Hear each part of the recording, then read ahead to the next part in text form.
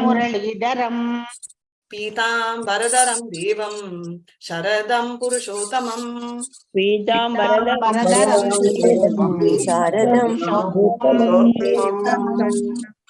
हरे कृष्ण वंदे नवघनश्याम द्विभुज मुरलीधरं वन्दे नवघनश्याम द्विभुजं मुरलीधरं पीताम्बरधरं देवं शरदं पुरुषोत्तमम् पीताम्बरधरं देवं शरदं पुरुषोत्तमम् हरे कृष्णा हरे कृष्ण हरे कृष्ण माताजी नमस्कार माताजी हरे कृष्ण हरे कृष्ण हरे माताजी कृष्णा प्रेमा ओके धनेश मैम வந்துட்டீங்களா ma'am then you take over the thing ना हरे कृष्ण माताजी नमस्कार माताजी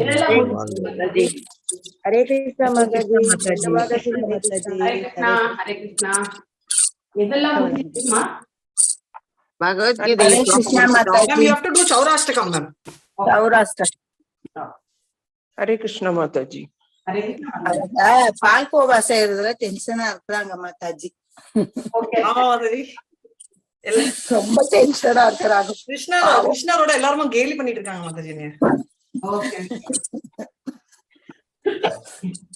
எங்களுக்கு ஏதாவது ஒரு டாபிக் கிடைக்கணும்ல உங்களை ஓட்டுறதுக்கு அது சரி எப்பவுமே ராதிகாவே ஓட்டிலே இருக்க முடியாது இல்லைங்களா என்ன ஓட்டுறதுக்கு டாபிக் இல்ல என்ன நான் எல்லாத்தையும் நீங்க ஓட்டலாம் உங்களுக்கு க்ளூ கிடைக்கல அதான் விஷயம்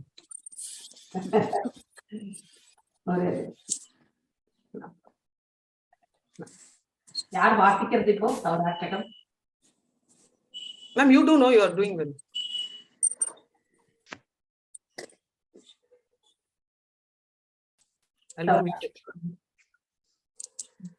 எல்லாரும் பாடலாம் நான் ரெண்டு லைனா பாடுறேன் நீங்க ரெண்டு லைனா பாடுங்க ரெண்டு லைனா பாடுங்க யா ரெண்டு லைனா தான் प्रजेतसीदं नवनीत चौरं गोपाङ्गनानं च दूकुलचौरम् ब्रजेतसीदं नवनीतचौरं गोपालिकानां दूकुलचौरम् अनेक जन्मादित पापचौरं चौराग्रहण्यं पुरुषं नमामि अनेक जन्मादित पापचौरं चौरग्रगण्यं पुरुषं नमामि क्षीरादिकाया हृदयस्य चौरं नवभूतश्यामलकान्ति चौरम्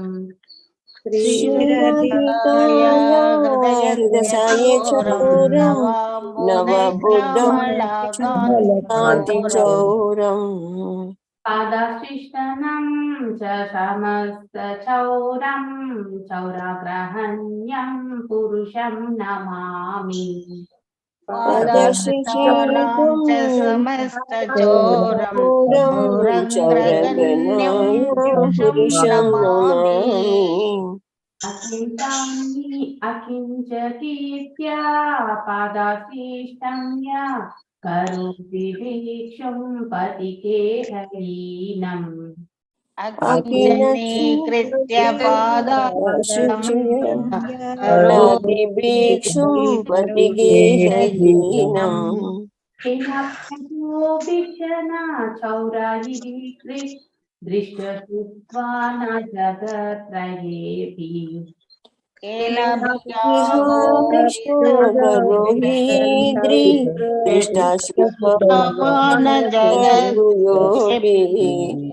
यदीयनामपि हरत्य अशेषं गिरिप्रसरन्नपि पापराशिम्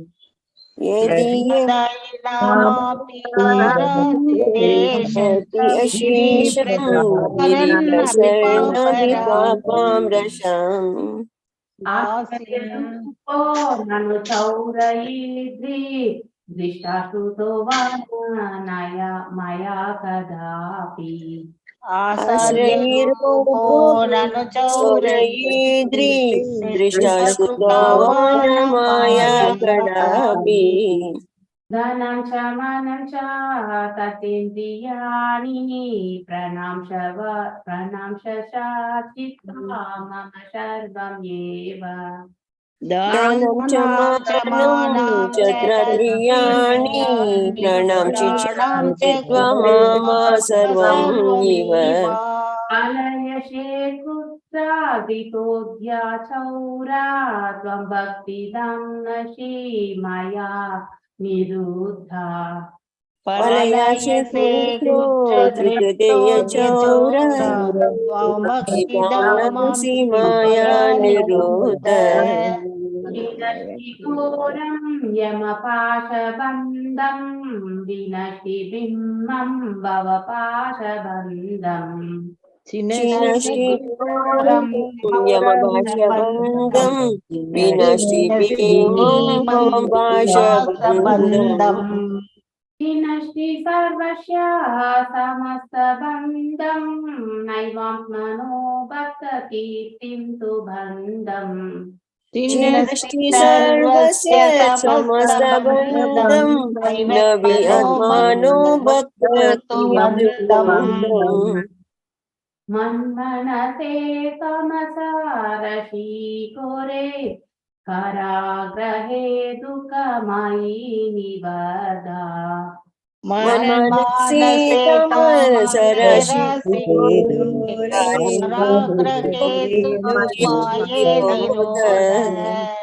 लभस्महे चौराहरे चया स्वचौर्यादोषितमेव दन्दम्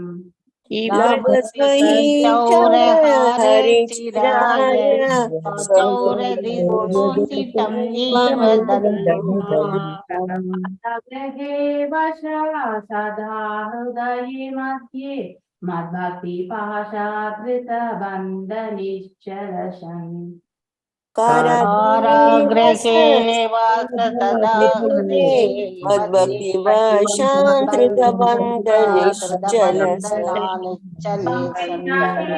प्रलयकोटिसन्तरेऽपि सर्वस्य चौरा हृदयन्नाचि मोक्षयामि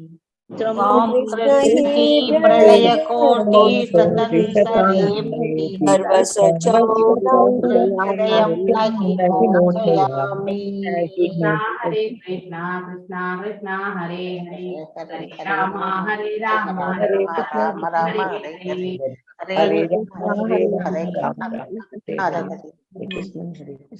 அவ்வளவு ராகம் எல்லாம் வரல. இந்த பாட்டு கேட்கணும், கேட்டாதான் யாராவது ராகத்துல பாடுறது கேட்டாதான் நமக்கு அந்த மெட்டு கரெக்டா வரும் இல்லையா?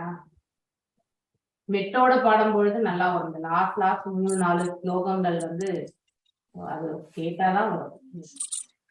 பிரேமா மாதாஜி நல்லா பாடினாங்க. அப்படிங்களா? பிரேமா மாதாஜி பிரேமா மாதாஜி சொல்லுங்க, கொஞ்சம் ராகமா பாடுங்க. Hare Krishna. இல்ல ma'am, it's nice only ma'am. Perfect pronunciation. Pronunciation பரவாயில்ல, அந்த ராகமே வரல. ராகம் நான் ஒண்ணு அனுப்புறேன் மாதாஜி, அது ரொம்ப ஈஸி. நிறைய வந்தது, அதுல ஒண்ணு நான் செலக்ட் பண்ண, இந்த கோரஸா பாடுறதுக்காக தான் இதை செலக்ட் பண்ண மாதாஜி.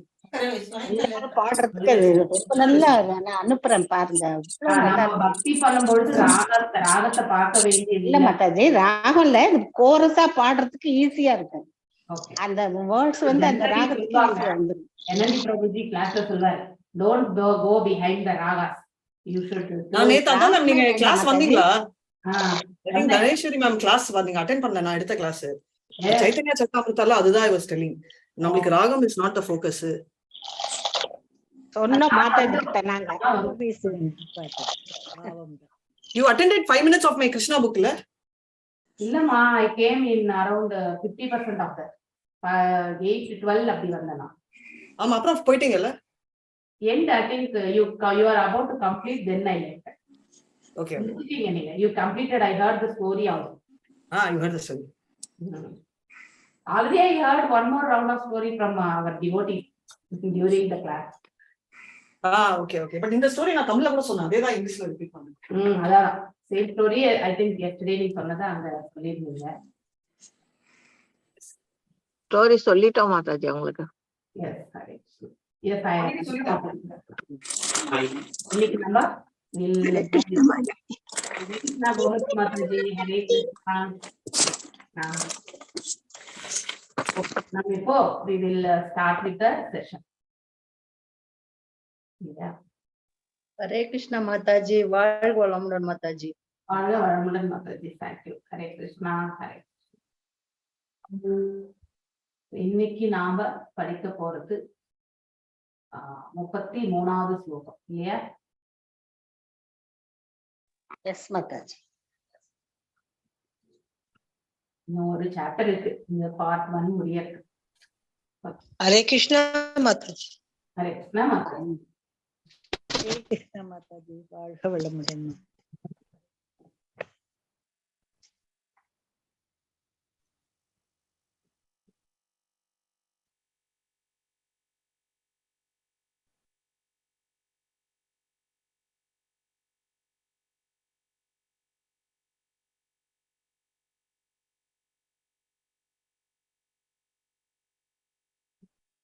நாம இன்னைக்கு கண்டினியூவேஷன் இல்லையா? அதாவது அந்த இரு வாயில் காப்பாளர்கள் அந்த 4 குமாரர்களை உள்ளே செல்ல அனுமதிக்க மறுத்த விதம், அதனால் கோபமுற்ற அந்த 4 குமாரர்கள், அவர்களுடைய கோபம் நியாயமானது என்பதை சித்தரிக்கக்கூடிய ஸ்லோகமும் நாம படிச்சோம் இல்லையா? பக்திக்காக எந்த தடை வந்தாலும் அது கோபம் தான். அங்கே பகவானை பாடலையா பாடி சொல்லிட்டேன் நான், ஓம் நமோ பகவதி சொல்லிட்டேன்.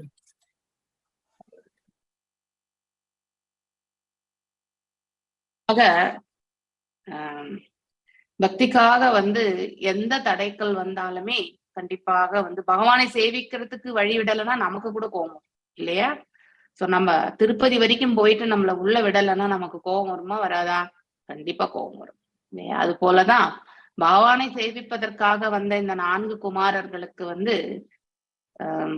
உள்ளே அனுமதி அதாவது கொடுக்கப்படவில்லை என்பது ஒரு புறம் இருந்தாலும், அதை அந்த செயலை செய்த விதம் அவர்களுக்கு அதிகமான கோபத்தை ஏற்படுத்தியது. அதனால அவங்க 2 பேருக்குமே இனிமே, அதாவது நெக்ஸ்ட் சாப்டர் சாபத்தை பெறுவதுதான். அது வரைக்குமே இன்னும் இருக்கக்கூடிய இந்த ஸ்லோகங்கள் ஒரு 10 ஸ்லோகம் அவங்களுடைய உணர்வு எவ்வாறு அவர்கள் அவங்களுடைய ஃபீலிங் எப்படி போச்சு இல்லையா? நேத்துதான் நம்ம படிச்சோம். அதாவது அன்னமயா, பிராணமயா, விஞ்ஞானமயா. விஞ்ஞானமயத்துல நம்ம என்ன படிக்கிறோம்? நம்ம மனதனுடைய அதாவது இயல்புகள் இல்லையா? திங்கிங், ஃபீலிங் அண்ட் வில்லிங், இந்த 3 செயல்கள், இது 3மே சூக்ஷ்மம். அதோட இந்த 3 குணங்கள், அதோட புலன்களுடைய செயல்கள், இந்த 3மே கலந்துதான் ஒரு மனிதனை ஒரு செயலை ஒரு கர்மத்தை செய்து காட்டுகின்றது. அதாவது செய்யக்கூடிய செயலில் ஈடுபடுத்துகின்றது. அதை நாம வெளிப்படையாக பார்க்கின்றோம். ஒரு மனிதனுடைய சுபாவத்தை இது கொண்டுதான் நிர்ணயிக்கப்படுகின்றது. சோ இந்த 3 குணங்கள்ல நாம் ஏதோ ஒரு குணத்துல நாம ஒரு செயலை செய்வோம். மேலும் அதை செயலாக்குவது எது? முதல்ல மூல காரணமே புலன்களுடைய செயல்கள் தான் இல்லையா? சோ புலன்களுடைய செயல்கள் தான் புலனையே இயக்கும். பார்த்தல், கேட்டல், தொடுதல் இல்லையா? இது எல்லாமே இதனாலதான் ஒண்ணு தாட் ப்ராசஸ் எடுத்துட்டு போகும் பொழுது அந்த புலன்களுடைய செயல்களால் நம்ம அதன் மீது ஈடுபாடு என்பதை நாம ஏற்படுத்தி கொள்கின்றோம்.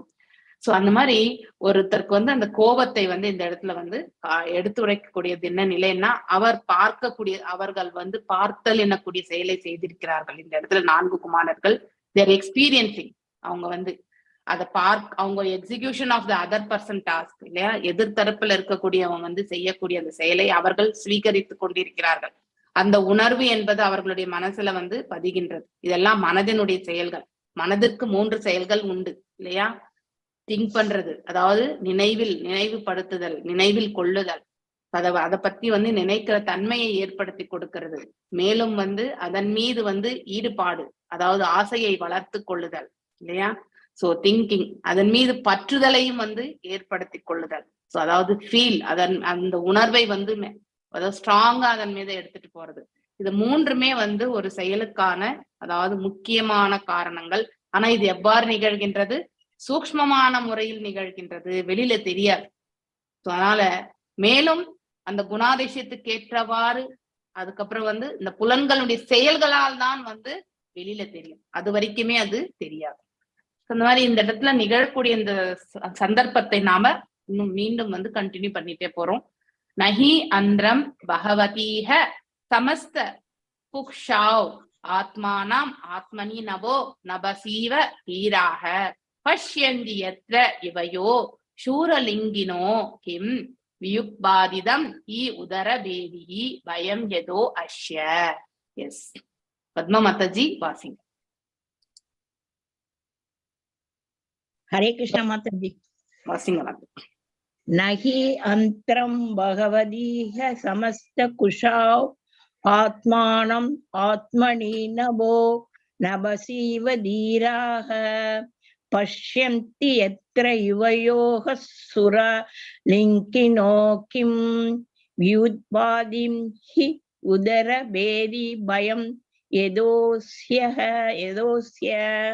ந இல்லை, ஹி ஏனெனில், அந்தரம் வேறுபாடு, பகவதி முழுமுதற் கடவுளிடத்தில், இக இங்கே, சமஸ்த குஷவ் அனைத்தும் அடிவயிற்றினுள் இருக்கிறது, ஆத்மானம் உயிர்வாழி, ஆத்மனி பரமாத்மாவினிடத்தில், நபஹ் சிறிதளவு, வானம் நபசி சிறிதளவு வானம், நபசி முழு வானத்தினுள், இவ போன்று, தீரா கற்றோர், பஷ்யந்தி காண்பது, எத்திர அவரிடம், இவையோ நீவீர் இருவீர், சுரலிங்கேனோ வைகுண்ட லோகத்தில் உள்ளவர்களைப் போல் ஆடை அணிந்து, கிம் எப்படி, வியுத்பாதிதம் விழித்தல் வளர்ச்சி அடைதல், ஹி உறுதியாக, உதரபேதி உடலுக்கும் ஆத்மாவிற்கும் இடையிலுள்ள வேறுபாடு, பயம் பயம், எத எங்கிருந்து, அஸ்ய பரமபுருஷ பகவானின் மொழிபெயர்ப்பு. வைகுண்ட லோகத்தில் முழுமுதற் கடவுளுக்கும் அங்கு வசிப்பவர்களுக்கும் இடையே எவ்வாறு பெரிய வானத்திற்கும் சிறிய வானத்திற்கும் இடையே இணக்கம் நிலவுகிறதோ அதுபோல் முழு இணக்கம் நிலவுகிறது. சுமூகமான இணக்கம் நிலத்தில் அச்சத்தின் விதை எப்படி வேர்கொண்டது. இவ்விரு மனிதர்களும் வைகுண்ட வாசிகளைப் போல் ஆடை அணிமணி அணிந்து தோன்றுகின்றனர். ஆனால் இவ்விணக்கமின்மையினை இவர்கள் எங்கிருந்து பெற்றிருத்தல் கூடும். பொருளுரை. உலகில் உள்ள ஒவ்வொரு நாட்டிலும் 2 விதமான வேறுபாடுடைய துறைகள், பொதுத்துறைகள் மற்றும் குற்றத்துறைகள் என்று இருக்கின்றன. இதுபோல் கடவுளின் படைப்பிலும் 2 வெவ்வேறு துறைகள் இருக்கின்றன. நமது உலகை பொறுத்த மட்டில் குற்றத்துறையானது பொதுத்துறையை காட்டிலும் மிக மிக சிறியதாக இருப்பதை நாம் பார்க்கிறோம். ஆகையினால் குற்றத்துறை என்று கருதப்படும் பௌதீக உலகமானது பகவானின் ஒட்டுமொத்த படைப்பில் 4 ஒரு பகுதியாக இருக்கிறது. பௌதிக பிரபஞ்சங்களை இருப்பிடங்களாக கொண்ட உயிர்கள் அனைவரும் ஏறத்தாழ குற்றவாளிகளாகவே கருதப்படுகின்றனர். ஏனெனில் அவர்கள் பகவானின் கட்டளைக்கு கீழ்ப்படிவதில்லை அல்லது பகவானின் விருப்பத்திற்குரிய இணக்கச் செயல்களுக்கு பகவானான முழுமுதற் கடவுள் இயற்கையில் ஆனந்தமயமானவராகவே விளங்குகின்றார். மேலும் அவர் தனது உன்னத ஆனந்தத்தினை பெருக்கிக் கொள்வதற்காக தன்னை பலராக விரித்துக் கொள்கிறார் என்பதுவே. பரமபுருஷ பகவானின் பாகங்களாக இருக்கும் நம்மை போன்றவர்கள் பகவானின் புலன்களை திருப்திப்படுத்துவதற்கு உரியவர்கள் ஆவோம். ஆகையினால் எப்போதெல்லாம் இந்த இணக்கத்திற்கு ஊறு ஏற்படுகிறதோ அப்போதெல்லாம் உடனடியாக மாயையின் வலையில் உயிர் சிக்கிக் கொள்கிறது. பகவானின் புறசக்தியானது உலகம் என்றும் பகவானின் அகசக்தி வைகுண்டம் அல்லது கடவுள் மண்டலம் என்றும் அழைக்கப்படுகின்றன. வைகுண்ட லோகத்தில் பகவானுக்கும் அங்கு வாழ்பவர்களுக்கும் இடையே எவ்வித இணக்கமின்மையும் கிடையாது. ஆகையினால் பகவானின் படைப்புகள் வைகுண்ட லோகத்தில் நிறைவுடையதாய் இருக்கின்றன. அங்கே அச்சத்திற்கு இடம் என்பதே இல்லை. கடவுளின் உலகம் முழுவதும் முற்றிலும் இணக்கமுடைய பிரிவாக இருப்பதினால் அங்கே பகைமை வளர்வதற்கு சாத்தியமே கிடையாது. அங்கே எல்லாம் முழுமையுடையன.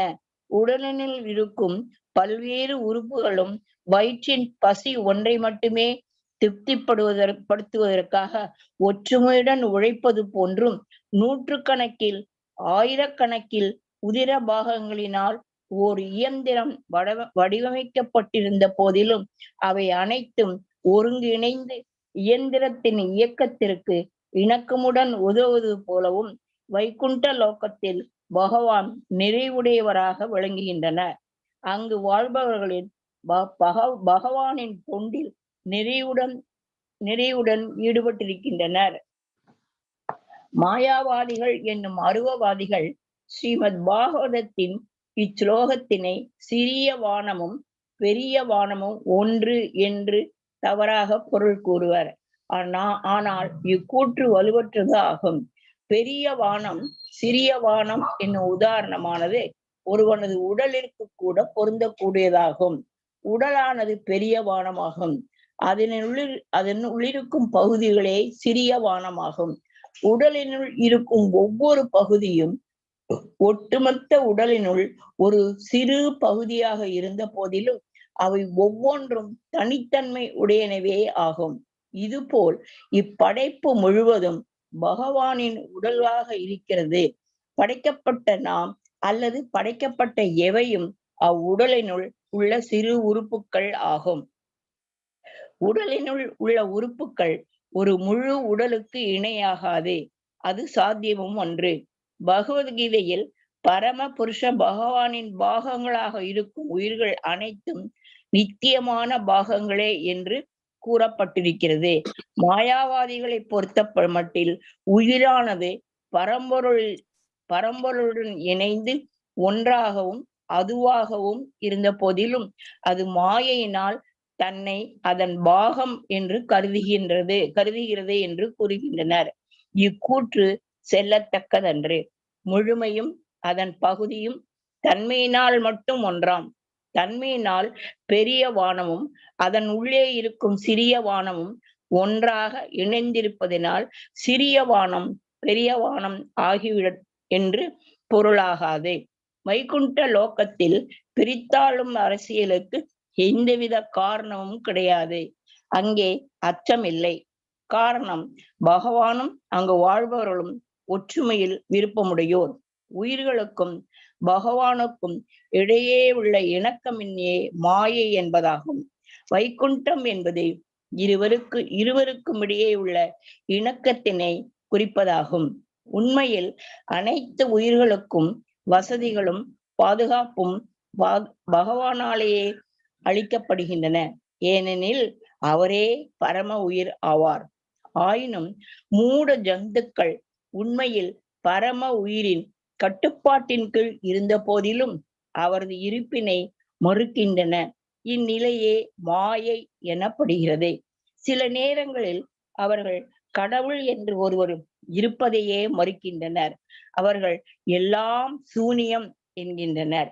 மேலும் சில நேரங்களில் அவர்கள் அவரை வித்தியாசமான வழியில் மறுக்கின்றனர். கடவுள் என்று ஒன்று இருக்கலாம், ஆனால் அதற்கு வடிவமில்லை என்று. இவ்விரண்டு கருத்துக்களும் உயிரின் பணிவு அறியாத நிலையினாலேயே எழுகின்றன. பணிவறியா நிலை எத்துணை காலம் நீடித்திருக்கிறதோ அத்துணை காலமும் இந்த உலகில் இணக்கமின்மையும் தொடர்ந்திருக்கும். இணக்கமும் இணக்கமின்மையும் ஒரு குறிப்பிட்ட இடத்தின் சட்டம் மற்றும் ஒழுங்கை வைத்தே உணர்ந்து கொள்ளப்படுகிறது. சமயம் என்பதே பரமபுருஷ பகவானின் சட்டம் மற்றும் ஒழுங்காகும். ஸ்ரீமத் பகவத்கீதையில் நாம் சமயம் என்பதற்கு பொருள் பக்தி தொண்டு அல்லது கிருஷ்ண உணர்வு என்று பார்க்கிறோம். ஸ்ரீமத் பகவத்கீதையில் நாம் சமயம் என்பதற்கு பொருள் பக்தி தொண்டு அல்லது கிருஷ்ண உணர்வு என்று பார்க்கிறோம். கிருஷ்ணர் புற சமய அறநெறிகள் அனைத்தையும் விட்டுவிட்டு என்னை சரணடைவாயாக என்று கூறுகிறார். இதுவே சமயம் எனப்படும். ஒருவன் கிருஷ்ணரே பரம ஆனந்தர் என்றும் அவரே பரமபுருஷ பகவான் என்றும் முழுவதும் உணர்ந்து அதற்கேற்ப செயல்படுவானெனில் அதுவே உண்மையான சமயமாகும். இதற்கு எதிரானவையெல்லாம் சமயத்திற்கு புறம்பானவையாகும். அதனால்தான் கிருஷ்ணர் புற சமய கொள்கைகளை விட்டுவிடு என்கிறார். ஆன்மீக உலகில் கிருஷ்ண உணர்வின் சமய நெறிகள் இணக்கமாக பேணப்படுகின்றன. ஆகையினாலேயே அது வைகுண்டம் என்று அழைக்கப்படுகிறது. அதே கொள்கைகள் இங்கும் முழுவதுமோ அல்லது ஒரு பாகமோ அனுசரிக்கப்பட்டதென்றால் இதுவும் கூட வைகுண்டம்தான். ஆகையினால் எந்த இயக்கமாயினும் அது அகில உலக கிருஷ்ண பக்தி இயக்கம் போன்றதாயிருந்தால் அகில உலக கிருஷ்ண பக்தி இயக்கத்தில் உள்ள உறுப்பினர்கள் கிருஷ்ணரை மையமாக்கி தமது நம்பிக்கையினை அவர் மீது வைத்து பகவத்கீதையின் கொள்கைகளுக்கேற்ப இணக்கமுடன் வாழ்வார்கள் எனில் அவர்கள் இப்பூத உலகில் வாழ்வதில்லை, மாறாக வைகுண்ட உலகத்திலேயே வாழ்கின்றனர். பிரபுபாதா ஜெய். ஹரே கிருஷ்ணா. தேங்க்யூ மாதாஜி. ஷீலா பிரபுபாதாக்கு ஜெய். All glories to Srila Prabhupada. So இந்த அழகான வரிகள் கடைசியில நீங்க பார்த்தீங்கன்னா, நாம இங்கிருந்து மோட்சம் அடைந்து வைகுண்டத்திற்கு சென்று நித்தியவாசம் பகவானுக்கு திருத்தொண்டு புரியணும் அப்படின்னு நினைக்கிறோம் இல்லையா? ஆனா அது வரைக்கும் இங்கே வாழும் காலத்திலேயே நாம இந்த ஸ்தலத்தை கூட நாம வைகுண்டமாக மாற்றிவிட முடியும். சோ எப்பொழுது இந்த கருத்துக்கள் எல்லாமே சொல்லியிருக்காங்க இல்லையா? எல்லாருமே அனைத்தையுமே பகவானை மையமாக வைத்து செய்யக்கூடிய செயல்கள் இல்லையா? Everything is under him only. எல்லாமே அவரால் தான் படைக்கப்பட்டது, அவரால் தான் ரட்சிக்கப்படுகின்றது, இறுதியில் அவருக்குள்ளேயே சென்று அடங்கி விடுகின்றது. இந்த உண்மையை உணர்ந்து நம்முடைய செயல்களில் நாம பக்குவத்தை வரவழைத்து கொள்ள வேண்டும் இல்லையா? பரித்ராணாய சாதுனாம் விநாசாய சதுஷ்கிருதாம் தர்ம சம்ஸ்தாபனாசாய சம்பவாமி யுகே யுகே இல்லையா?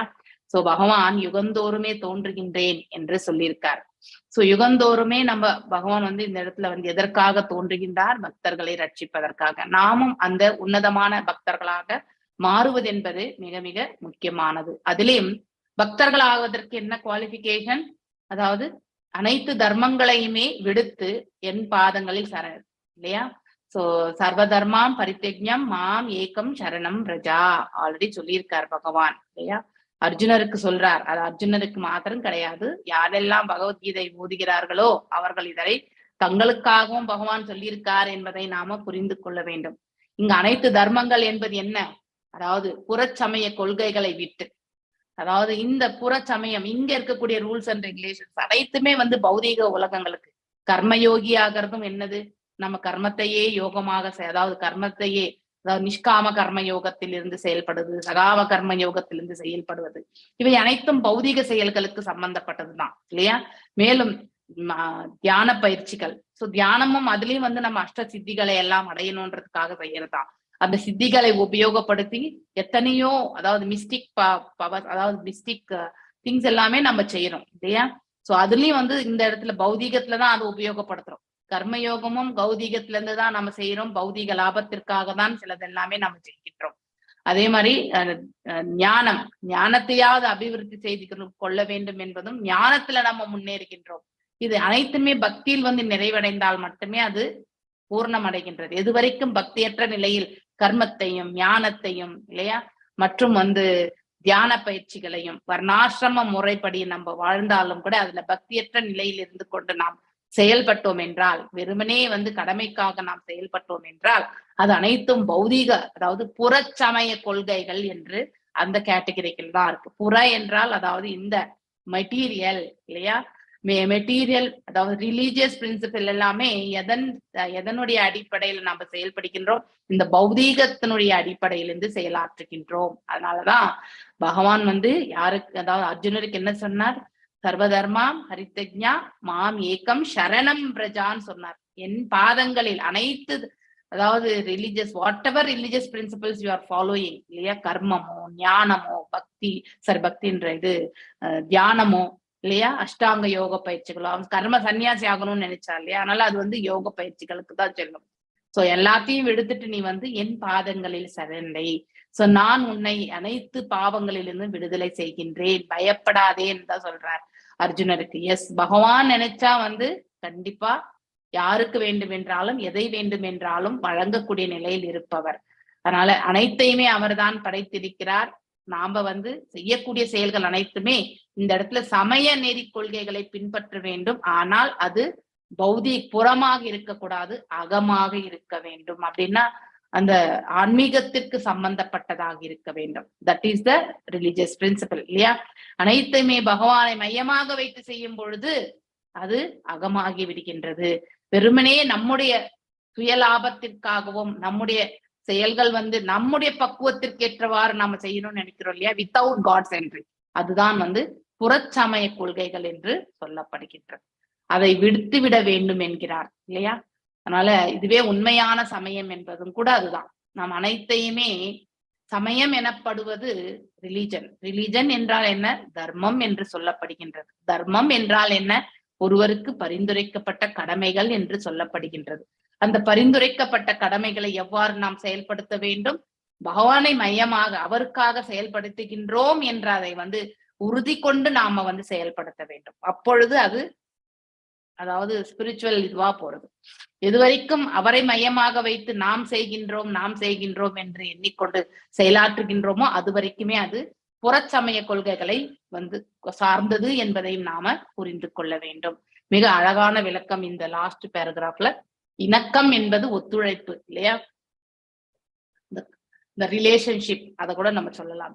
இந்த இடத்துல பகவானுக்கும் பக்தர்களுக்கும் இடையில வந்து பாத்தீங்கன்னாக்கா ரிலேஷன்ஷிப் தான், பாவத்தை கொண்டு வரும் அந்த இடத்துல. மோட்சம் என்பது புல் ஸ்டாப்.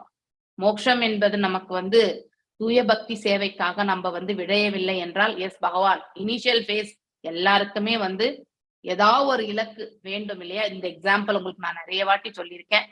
குழந்தையாக இருக்கக்கூடிய அந்த குழந்தைக்கு இருக்கக்கூடிய கடமை என்பது உண்டு, படிக்க வேண்டும் என்ற கடமை உண்டு. ஆனால் முதலில் அந்த குழந்தைய வந்து உட்கார வைத்து வந்து தாயானவள் அவளை வந்து அவளுடைய வீட்டு பாடத்தை எழுத வைக்கணும்னா அவ்வளவு சுலபமான காரியம் கிடையாது. சில குழந்தைகள் தானாகவே வந்து அந்த குவாலிட்டியை பெற்றிருக்கும். ஆனா எல்லா குழந்தைகளுமே அப்படி கிடையாது.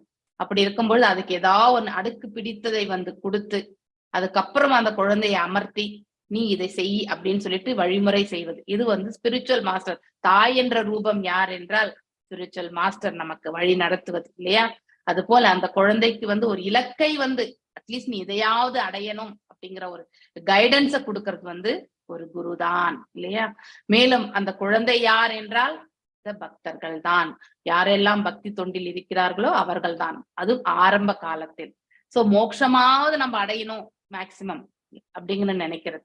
சோ பிரம்ம ஜோதியில் போய் இணைந்து விடுவதை விட மோட்சமாவது அடையணும் அப்படின்னு நினைக்கிறோம். ஆனா அந்த மோட்சத்திற்கு பின்னாலே வந்து நாம பகவானுக்கு திருத்தொண்டு புரிய போகின்றோம் அங்கே சென்றாலும் என்பதை நாம உணர வேண்டும். மேலும் அடுத்தபடி என்ன, மோட்சம் கூட தேவையில்லை, அதுதான் வந்து ஹையஸ்ட் இல்லையா? சிக்ஷாஷ்டகத்துல எப்படி சைத்தன்ய மகாபிரபு சொல்லியிருக்காரோ, நாதனம் நாஜனம் நா சுந்தரீம் கவிதாம்பா ஜெகதீஷ காமையே மம ஜென்மனீஸ்வரே பவதாத் பக்தி ஹைதுகி துவயே அப்படின்னு சொல்லியிருக்கார் இல்லையா? அவர் வேண்டார். He being a Mahaprabhu, he never felt நான் வந்து கிருஷ்ணருடைய அவதாரம் நான் அப்படின்னு அவர் எங்கேயுமே சொல்லிக்கிறது கிடையாது. ஆனா தட் அந்த ரெஃபரன்சஸ் எல்லாம் வரும்பொழுது ஹி ஹஸ் பீன் இந்த இடத்துல அவதரித்திருக்கிறார். சோ எதற்காக? சங்கீர்த்தன யக்ஞத்தை வந்து பரப்புவதற்காக. அது எதற்காக என்றால் கலியுகத்துல வந்து நமக்கு வந்து அதாவது தவறி விழுந்த ஆத்மாக்களை கரை சேர்ப்பதற்காகத்தான் இந்த சங்கீர்த்தன யக்ஞத்தை வந்து வளர்த்திருக்கிறார். சோ அதனால இந்த செயலில் நாம வந்து ஈடுபடவில்லை என்றால் மீண்டும் மீண்டும் இந்த பிறவியை எடுத்துட்டு நாம பிறந்து இந்த இடத்துல சங்கடத்தில் ஆளாக வேண்டியதுதான். அதனால முதல்ல ஃபர்ஸ்ட் ஸ்டெப் வந்து எஸ் குழந்தைக்கு என்ன பிடிச்சதோ கொடுத்து அவளை வந்து செயல்படுத்த வைக்கிறது மாதிரி நமக்கு பிடிச்சது அட்லீஸ்ட் இந்த உலக வாழ்க்கையில இருந்தாவது நம்ம நீங்கணும் அப்படின்னு நினைக்கிறோம் இல்லையா? அதுதான் மோட்சம். அந்த மோட்சத்தையாவது நம்ம பெறணும்ன்றத வந்து முதல்ல வழி நடத்துகிறார்கள். ஆனா பக்தியில நாம முன்னேற படிப்படியாக மோட்சத்தை பற்றி கூட நாம கவலைப்படுவது எந்நிலையாயிருந்தாலும் பகவானுக்கு திருத்தொண்டு புரியறது ஒன்றே நம்முடைய தலையாய கடமை என்ற உணர்வை வந்து நாம சின்னமாக நம்ம ஹிருதயத்துல வந்து ஏற்படுத்தி கொள்ள வேண்டும் இல்லையா? சோ இது மிக மிக முக்கியம். இணக்கமின்மை, அதாவது இணக்கம் என்றால் ஒத்துழைப்பு. மேலும் அது இங்க எந்த இடத்துல வந்து பகவானுக்கும் அந்த அதாவது உயிர் வாழிக்கும் லிவிங் என்டிட்டி இல்லையா, அவர்கள் இருவருக்கு இடையில இரக்கம் என்பது எப்பொழுதுமே அன்பு பரிமாற்றங்கள் தான். அதுதான் இணக்கம் என்பது. பகவானுக்கு பக்தியும் அன்பு பரிமாற்றம் தான் வந்து ஏற்படுத்தி கொடுக்க வேண்டும். நஹி அந்தரம் பகவதி சமஸ்த குக்ஷா குஷாவ் ஆத்மானாம் ஆத்மனி நபோ நபசீவ தீராக பஷ்யந்தி யத்ர இவயோ சுரலிங்கினோ கிம் யுக்தபாதிதம் உதரபேதி பயம் எதோ அஷ்யக நா இல்லை ஹி ஏனெனில் அந்தரம் வேறுபாடு பகவதி அதாவது முழுமுதற் கடவுளிடத்தில் இங்கே சமஸ்த புஷௌ அனைத்து அனைத்தும் அடி வயிற்றினிருந்தும் ஆத்மானாம் உயிர் வாழி ஆத்மனி பரமாத்மாவினத்தில் நபக சிறிதளவு வானம் நபசி முழுவதினும் உள்ள இவ போன்ற தீரா கற்றோர் பஷ்யந்தி காண்பது எത്ര அவரிடம் இவையோ நீவிர் இருவர் சுராக லிங்கினோ வைகுண்ட லோகத்தில் உள்ளவர்களைப் போல் ஆடை அணிந்து கிம் எப்படி வியுத்தியபாதிதம் விழித்தல் வளர்ச்சி அடைதல் இகி உறுதியாக உதரபேதி உடலுக்கும் ஆன்மாவுக்கு இடையில உள்ள வேறுபாடு பயம் எதக எங்கிருந்தும் அஷ்யக பரமபுருஷ பகவானே. சோ வைகுண்ட லோகத்தில் முழுமுதற் கடவுளுக்கும் அங்கே வசிப்பவர்களுக்கிடையே எவ்வாறு பெரிய வானத்திற்கும் சிறிய வானத்திற்கு இடையே இணக்கம் நிலவுகிறதோ அது போல முழு இணக்கம் நிலவுகின்றது. அழகான ஒரு அனாலஜி, அதாவது ஓமையை கொடுத்திருக்காரு இதுல. நம்ம இந்த விராட் ரூபத்தையே பகவானுடைய, அதாவது இந்த பௌதிக இயற்கையே விராட் ரூபம் என்று சொல்லப்படுகின்றது. அதுல அனைத்துமே அவருடைய உடலினுடைய அங்கங்கள் என்றும் நம்ம பாகவதம்ல செகண்ட் கேண்டர்ல படிச்சுட்டு வரோம்.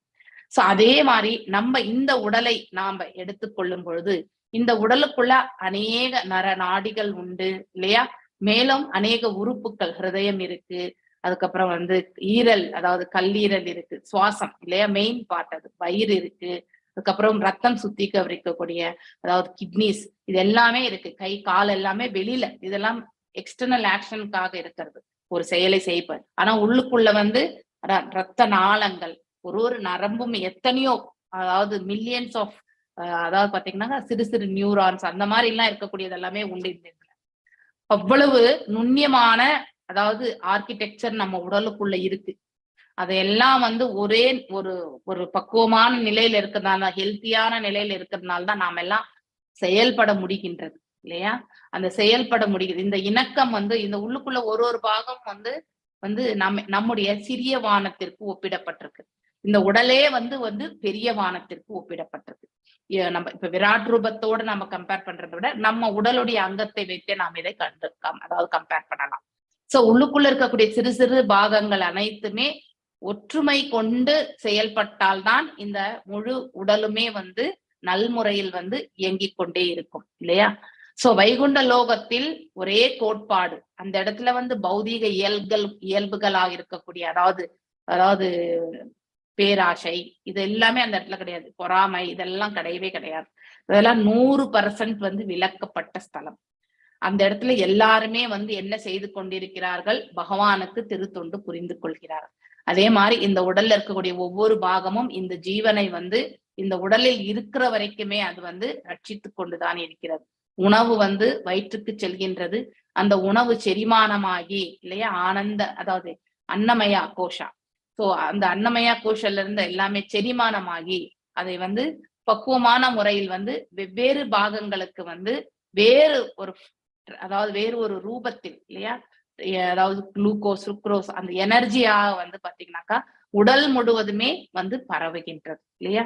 வயிற்றுக்கு தான் நம்ம உணவு கொடுக்கிறோம், ஆனால் அது அதனுடைய விளைவு, அந்த வயிற்றில் உணவு செரிமானமான பிறகு இந்த உடல் முழுவதுக்குமே அந்த உணவு சப்ளை செய்யப்படுகின்றது இல்லையா. அந்த ஒத்துழைப்பு, இப்ப வயிறுல உணவு ஜீரணம் ஆகலைன்னா நம்ம என்ன ஆகுது, நமக்கு ஒன்று வயிற்று வலி வருது, இல்லைன்னா நமக்கு டயரியா வருது, இல்லைன்னா டீஹைட்ரேஷன் நமக்கு உடல்ல நீர் இல்லாம போனாக்கா டீஹைட்ரேஷன் பிளஸ் கான்ஸ்டிபேஷன் இல்லையா. சோ மலச்சிக்கல், இந்த மாதிரி எல்லாம் நம்ம உபாதைகள் எல்லாம் வருது இல்லையா. இதை ஏன்னா நம்ம ஒத்துழைப்பு இல்லாம. சோ இந்த மாதிரி ஒத்துழைப்பற்ற தன்மை எங்க இருக்கும்னாக்கா பௌதீக இயற்கையில தான் இருக்கும். ஆன்மீகத்துல எல்லாமே ஒற்றுமையோடு செயல்படக்கூடிய தன்மை இருக்கும். சோ இந்த உடல் ஒரு அனட்டமி வச்சே நாம இந்த உயிர் வாழினுடைய நிலையை நம்மளால எடுத்துரைக்கிறோம் இல்லையா. அது போல பகவானுடைய பின்ன பகுதிகளா இருக்கிறவங்க தான் அங்க இருக்கக்கூடிய மேலிருக்கக்கூடிய அந்த ஜீவாத்மாக்கள் இல்லையா. சோ அவர்கள் எல்லாருமே ஒன்று போல ஒத்துழைத்து அந்த இடத்துல செயல்பட வேண்டும். ஆனால் அப்பதான் அந்த இடத்துல பௌதீக உணர்வற்ற நிலையை வந்து நம்மளால வந்து ஏற்படுத்த முடியும் இல்லையா? சோ அப்படி முற்றும் அனைத்தையுமே வந்து பக்குவம் அடைந்த நிலையில் அங்கே சென்ற அந்த ஜீவாத்மாக்கள் அப்படிப்பட்ட சூழ்நிலையில் எவ்வாறு பெரிய வானத்திற்கும் சிறிய வானத்திற்கும் இணக்கம், அதாவது பாத்தீங்கன்னா ரிலேஷன்ஷிப் இருக்கோ அது போலதான் வந்து அந்த சூழ்நிலை இருக்கின்றது என்பதை வந்து வைகுண்ட லோகத்தை பற்றி இந்த இடத்துல வந்து எடுத்துரைக்கிறார்கள். ஆனால் அப்படி இருக்கக்கூடிய அந்த சூழலில் எவ்வாறு இந்த ஜெயா விஜயா இந்த வாயில் காவலர்கள் இத்தகைய செயலை வந்து புரிய முடியும் அப்படிங்கிற ஒரு கொஸ்டின் தான் இந்த ஸ்லோகத்துல நம்ம பார்க்கணும். சுமூகமான இணக்க நிலத்தில் இணக்கம், அதாவது அந்த வைகுண்ட லோகத்தில் சுமூகமா இருக்கிறது தான் அதனுடைய ஒரிஜினல் கேரக்டர். இங்க நமக்கு வந்து இணக்கமே இல்லாததுதான் ஒரிஜினல் கேரக்டர். பௌதீகத்துல நமக்கு எல்லாம் ஒத்துழைப்பு சாமானியமா கிடைக்காது. அதை நாமாவே தேடி சென்று நம்மளை நாமே பக்குவப்படுத்தி கொண்டால் ஒழிய இணக்கம் என்பது கண்டிப்பாக வராது. இப்ப 2 பேர் சண்டை போட்டிருக்காங்கன்னா அதுல 2 பேர் யார் முதல்ல பேசுறதுன்றதுக்கு ஒரு ஈகோ ஒண்ணு இருக்கும் இல்லையா? ஆனா அதை வந்து விட்டு விடணும் என்ற ஒரு மனப்பக்குவத்தோடு இருக்கக்கூடிய ஒருத்தர் வந்து தானாகவே சென்று அவரிடத்தில் பேசும் பொழுது சோ அங்கேதான் அந்த இணக்கம் என்பது இவரிடம் இருந்து தோன்றியது. அதுக்கப்புறம் அவர் வேணா ரெசிப்ரோகேட் பண்ணலாம், அவரும் அதை ஏற்றுக்கொள்ளலாம், இல்லை அதையும் நிராகரிக்கக்கூடிய தன்மையும் உண்டு. அதுதான் இந்த பௌதீக இயற்கையினுடைய குவாலிட்டியே. ஆனா ஆன்மீகத்தில் அப்படி கிடையாது. மேல இருக்கக்கூடிய ஸ்பிரிச்சுவல் இதுல வந்து இந்த மாதிரியான வேறுபாடுகள் எல்லாம் அற்ற நிலை. அப்படி இருக்கும் ஸ்தலத்தில் எவ்வாறு இந்த ஜெயா விஜயா வந்து இத்தகைய செயலை புரிந்தார்கள் என்பது இந்த இடத்துல ஒரு இப்படிப்பட்ட வேர் ஒன்று கொண்டது, எவ்வாறு வந்து இது உதித்தது என்பதை வந்து கேட்கிறார்கள். இவ்விரு மனிதர்களும் வைகுண்டவாசிகளைப் போல் ஆடை அணிமணி அணிந்து தோன்றுகின்றனர். ஆனால் இவ்விணக்கமின்மையை இவர்கள் எங்கிருந்து பெற்றிருத்தல் கூடும் இல்லையா?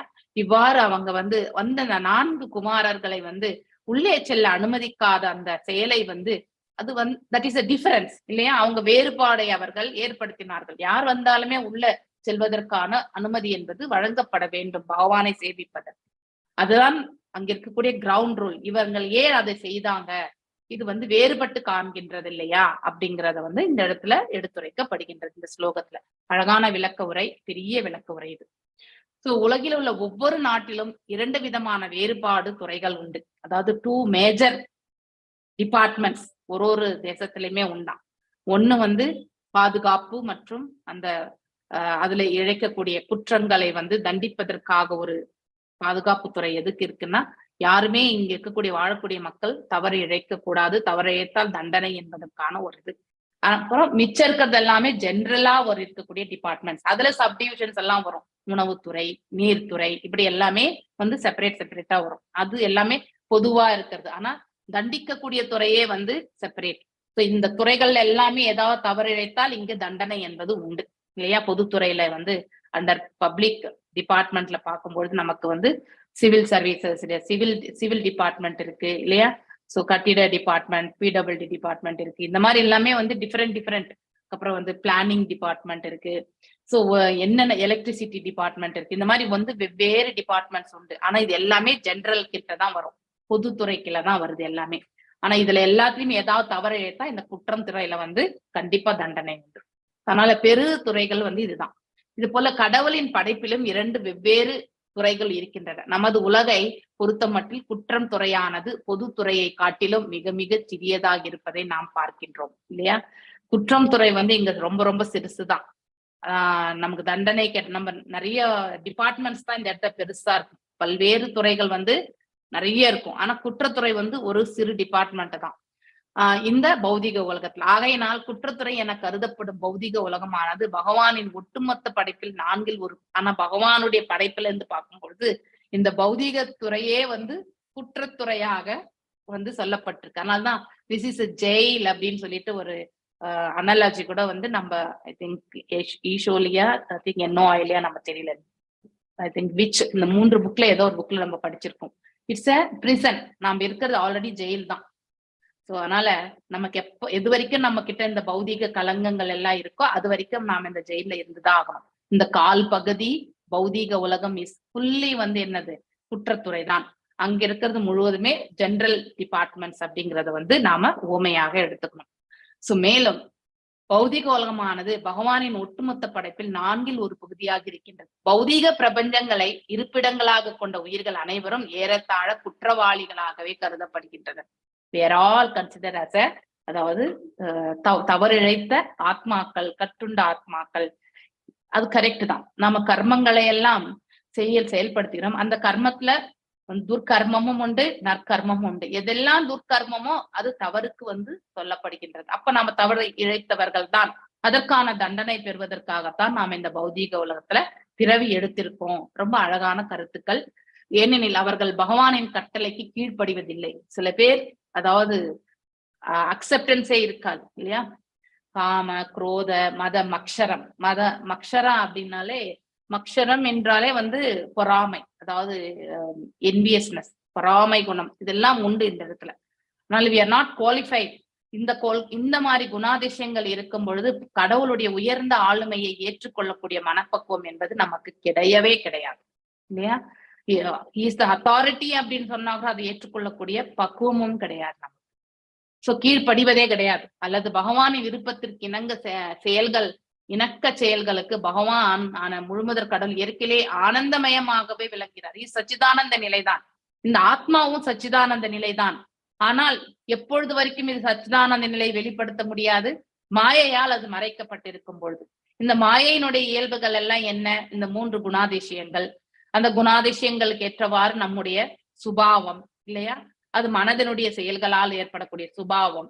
இது எல்லாமே அதற்கேற்றவாறு புலன்களுடைய செயல்கள் எல்லாம் செயல்படுத்தி நம்ம இத்தகைய ஒரு நிலையில் நாம வெளிப்படுத்துகின்றோம். அப்போ நம்ம பகவான் அந்த ஸ்பிரிச்சுவல் ரிலேட்டட் இதுக்கு நாம இணங்க மறுத்து விடுகின்றோம். எத்தனை பேருக்கு பகவத்கீதை நம்ம ஃபார்வர்ட் பண்ணிருப்போம் ரெஜிஸ்டர் பண்ணன்ட்டு? யாராவது அது 100% முடிக்க முடிஞ்சுதா? கண்டிப்பா கிடையாது. நாம ஒரு 10 பேருக்கு சொன்னா அதுல ஒருத்தர் 2 பேர் தான் ரெஜிஸ்டர் பண்ணிருப்பாங்க. மிச்சம் 8 பேர் கண்டிப்பா அதை ரெஜிஸ்டர் பண்ணியிருக்கவே மாட்டாங்க. ஏன்னா அது அவங்களுக்கு ஏற்றுக்கொள்ளக்கூடிய தன்மை என்பது கிடையாது. That depends on their quality இல்லையா? அவங்களுடைய குணாதிசயத்தினுடைய இயல்பினால் தான் அவர்கள் செயல்பட மாட்டார்கள். அவங்க ஒரு பர்டிகுலர் கர்மங்களை செய்து இல்லையா ஒரு கர்ம பலனை அனுபவித்துக் கொண்டிருக்கிறார்கள். அந்த கர்ம பலனினால் அதற்கேற்ற ஒரு சுபாவம், குணாதிசயம் எல்லாம் அவர்கள் கடைய பெற்றிருக்கின்றது. அப்ப அவங்களுடைய திங்க் பண்ற விதம், அவங்களுடைய ஆசை எனக்கூடிய நிலை இல்லையா, அதன் ஈடுபாடு எனக்கூடிய உணர்வை வளர்த்து கொள்ளக்கூடிய நிலை எல்லாம் வேறுபட்டிருக்கும். அதோட இந்த இறக்கினுடைய குணம் ரஜோ அல்லது தாம்சிக்ல இருந்தா கண்டிப்பா அவங்க இதெல்லாம் ஏற்றுக்கொள்ளவே மாட்டாங்க. அதை நம்ம கிளியரா தெரிஞ்சுக்கலாம் இல்லையா? சோ இணக்கமான செயல்கள். ஆனா உண்மையிலே ஆனந்தமயமானது எது? ஆத்மா. ஆத்மாவை நாம எப்பவுமே தண்டனைக்கு உள்ளாக்குகின்றோம். அது ஒரு சிறு செயல் தான் செய்கின்றது. ஒன்று மீது நினைவை இட்டு செல்கின்றது, திங்க் பண்றது, அவ்வளவுதான். அது தவிர்த்து அந்த ஆத்மா எதுவும் செய்யறது கிடையாது. ஆனா இந்த புலன்களுடைய செயல்கள் இதெல்லாம் உபயோகப்படுத்தி நாம் அதை இன் ஆக்ஷனுக்கு எடுத்துட்டு வந்துடும். அதனால பாவ விளைவுகள் எல்லாம் நாம அனுபவிக்க வேண்டியது யார் அனுபவிக்கிறது? அந்த ஆத்மா தான் அனுபவிக்கின்றது. ஏனென்றால் மீண்டும் மீண்டும் பிறவி எடுக்கிறது எது? அந்த ஆத்மாதான் என்பதை நாம புரிந்து கொள்ள வேண்டும். பரமபுருஷ பகவானின் பாகங்களாக இருக்கும் நம்மை போன்றவர்கள் நாம் எல்லாருமே அவருடைய பின்ன பகுதிகள் தான். பகவானின் புலன்களை திருப்திப்படுத்துவதற்குரியவர்கள் ஆகும் இல்லையா? இப்ப கை நம்ம உடல்லே எடுத்துக்கலாம். கண்ணு தனியா சுகம் காண முடியுமா? காது தனித்து அந்த ரிஜாய்சிங் திங், அதாவது ஆனந்தத்தை அனுபவிக்க முடியுமா? கை தனியா அனுபவிக்க முடியுமா? கண்டிப்பா முடியாது. நாம் எல்லாம் அது மாதிரி பகவானுடைய அங்கங்கள், சிறு சிறு சிறு பொறி மாறிதான். நம்ம அதுல ஒரு அங்கமே கிடையாது, ஒரு சிறு அந்த அங்கத்துக்குள்ளேயே ஒரு பாகம்தான். அப்படி இருக்கும் பொழுது நாம செய்யக்கூடிய ஒவ்வொரு நற்செயலிலுமே நாம சுகிக்கின்றோம். ஆனால் உண்மையிலே அந்த பரம்பொருள் தான் அதை பேரானந்தம் அடைகின்றார். நாம செய்யக்கூடிய ஒவ்வொரு நற்காரியத்தினால் விளைவுகள் அனைத்தையுமே நாம் ஆனந்தம் கொள்ள போகின்றோம் என்றால் அதனுடைய முதல் ஆனந்தத்தை அனுபவிப்பவர் எல்லாம் வல்ல இறைவன். அதுக்கப்புறம் தான் நம்ம செகண்டரி என்ஜாய்மெண்டே. கை எப்படி தனித்து சந்தோஷம் படாதோ அதே போலதான் இந்த உடல்ல ஒரு இருக்கக்கூடிய பாகத்துல இருந்து கொண்டு நம்ம முழுமையாக நாம் ஆனந்தத்தை அனுபவிக்கின்றனாக்கா இந்த புலன்களுடைய அதிபதியே அவர் தான். அப்படி இருக்கும் பட்சத்துல ஹீ இஸ் த சுப்ரீம் என்ஜாயர் அப்படிங்கிறதையும் நாம தெரிந்து கொள்ள வேண்டும். ஆகையினால் எப்பொழுதெல்லாம் இந்த இணக்கத்திற்கு ஊறு ஏற்படுகின்றதோ அப்பொழுதெல்லாம் உடனடியாக மாயின் வலையில் உயிர் சிக்கிக் கொள்கின்றது இல்லையா? அது கரெக்ட் தான். நாம தவறுகள் இழைப்பது எப்பொழுது? மாயையினுடைய வலையில். அந்த மாயை எந்த ரூபத்துல நம்மள சிக்க வைக்கிறா? இந்த இயற்கையுடைய 3 குணங்கள் அடிப்படையில நாம சிக்கிக் கொள்கின்றோம். எல்லாருமே ஒரு பர்டிகுலர் குணத்திற்கு நாம ஆட்கொள்ளப்பட்டிருந்தாலும் சில சமயங்களில் இந்த 3 குணங்களுடைய சூழ்நிலைக்கேற்றவாறு இந்த 3 குணங்களுக்கு மத்தியில வந்து போட்டி நிலவும். சோ அந்த போட்டி வந்து எந்த குணம் வந்து மற்ற இருக்கக்கூடிய 2 குணங்களை வெல்கின்றதோ அந்த குணாதிசயத்துக்கு ஏற்றவாறு அந்த ஜீவன் வந்து தன்னுடைய செயல்களை வந்து வெளிப்படுத்தி விடுவான். அவ்வளவுதான். ஃபார் எக்ஸாம்பிள், ஒருத்தர் சத்துவத்திலேயே இருக்காங்க. அவங்க சத்துவத்திலேயே இருக்கும் பொழுது அவங்களுக்கும் ஒரு பொறுமையினுடைய எல்லையை மீறும் பொழுது என்ன ஆகுறது? எஸ், அது நியாயமான தர்மத்திற்கும் தரப்பில் அவர்கள் செயல்பட்டால் அது தவறு கிடையாது. ஆனா அதுவே வந்து அவர்கள் இந்த பௌதிகத்திற்காக அந்த செயலை அவர்கள் செய்தார்கள் என்றால் வித்தவுட் காட் சென்ட்ரிக், கண்டிப்பாக அந்த கர்ம பலனுக்கு அவர்கள் கட்டுப்படுகிறார்கள்.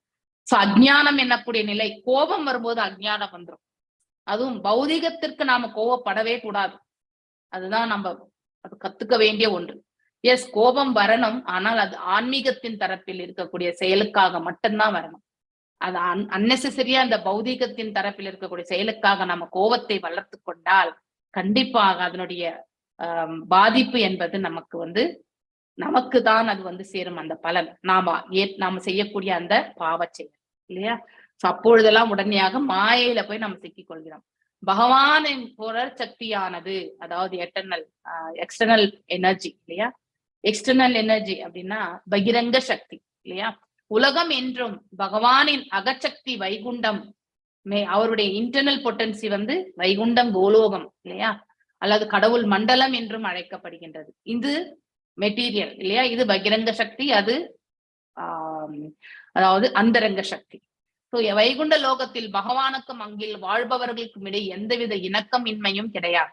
அதாவது அவங்க ரிலேஷன்ஷிப்பே இல்லைன்றது கிடையாது. இணக்கம் இன்மை அப்படின்னா இணக்கம் இல்லாத தன்மை அப்படிங்கிறது எதுவும் கிடையாது. எப்பொழுதுமே அங்கே ஒத்துழைப்பு உண்டு. எப்பொழுதுமே பகவானை போய் சேவிக்கக்கூடிய அந்த மனப்பக்குவம் உண்டு. எந்த ஒரு எதிர்பார்ப்பும் இன்றி பகவானுக்கு திருத்தொண்டு புரியக்கூடிய அத்தகைய மனப்பக்குவம் உண்டு இல்லையா? ஆகையினால் பகவானின் படைப்புகள் வைகுண்ட லோகத்தில் நிறைவுடையதாக தான் இருக்கின்றது. இட் இஸ் ஃபுல் அப்படிங்கிறது வந்து அனைத்தையுமே பெற்ற தன்மையோடு இருக்கின்றது. அங்கே அச்சத்திற்கு இடம் என்பதே கிடையாது. பயம் என்பதோ எதுவுமே கிடையாது. இங்கதான் நமக்கு பயம். ஏன்னா நம்முடைய செயல்கள் நம்மள செய்ய முடியாத ஒரு சூழ்நிலைக்கு தள்ளப்படும் பொழுது, ஒரு சூழ்நிலை எதிர்கொள்ள முடியாத நிலைக்கு தாம் தள்ளப்படும் பொழுது இல்லையா, இந்த சூழ்நிலை இப்படிதான் கையாளணும்ன்றது அத்தகைய ஞானம் மற்ற நிலையில் இருக்கும் பொழுது கண்டிப்பாக, அதாவது ரஜோ மற்றும் தாம்சிக் குணங்களில் நாம் செயல்படும் பொழுது நமக்கு பயம் என்பது இருக்கும் இல்லையா? சோ இருப்பதினால் கடவுளின் உலகம் முழுவதும் முற்றிலும் இணக்கமுடைய பிரிவாக இருப்பதினால், அதாவது அந்த ஆன்மீக உலகம் அந்தரங்க சக்தியால் ஆன உலகம், அங்கே பகைமை வளர்வதற்கு இடமே கிடையாது. சோ அங்கே எல்லாம் முழுமை உடையன. உடலில் இருக்கும் பல்வேறு உறுப்புகள் வயிற்றின் பசி ஒன்றை மட்டுமே திருப்திப்படுத்துவதற்காக ஒற்றுமுடையின் உழைப்பது போன்று இல்லையா?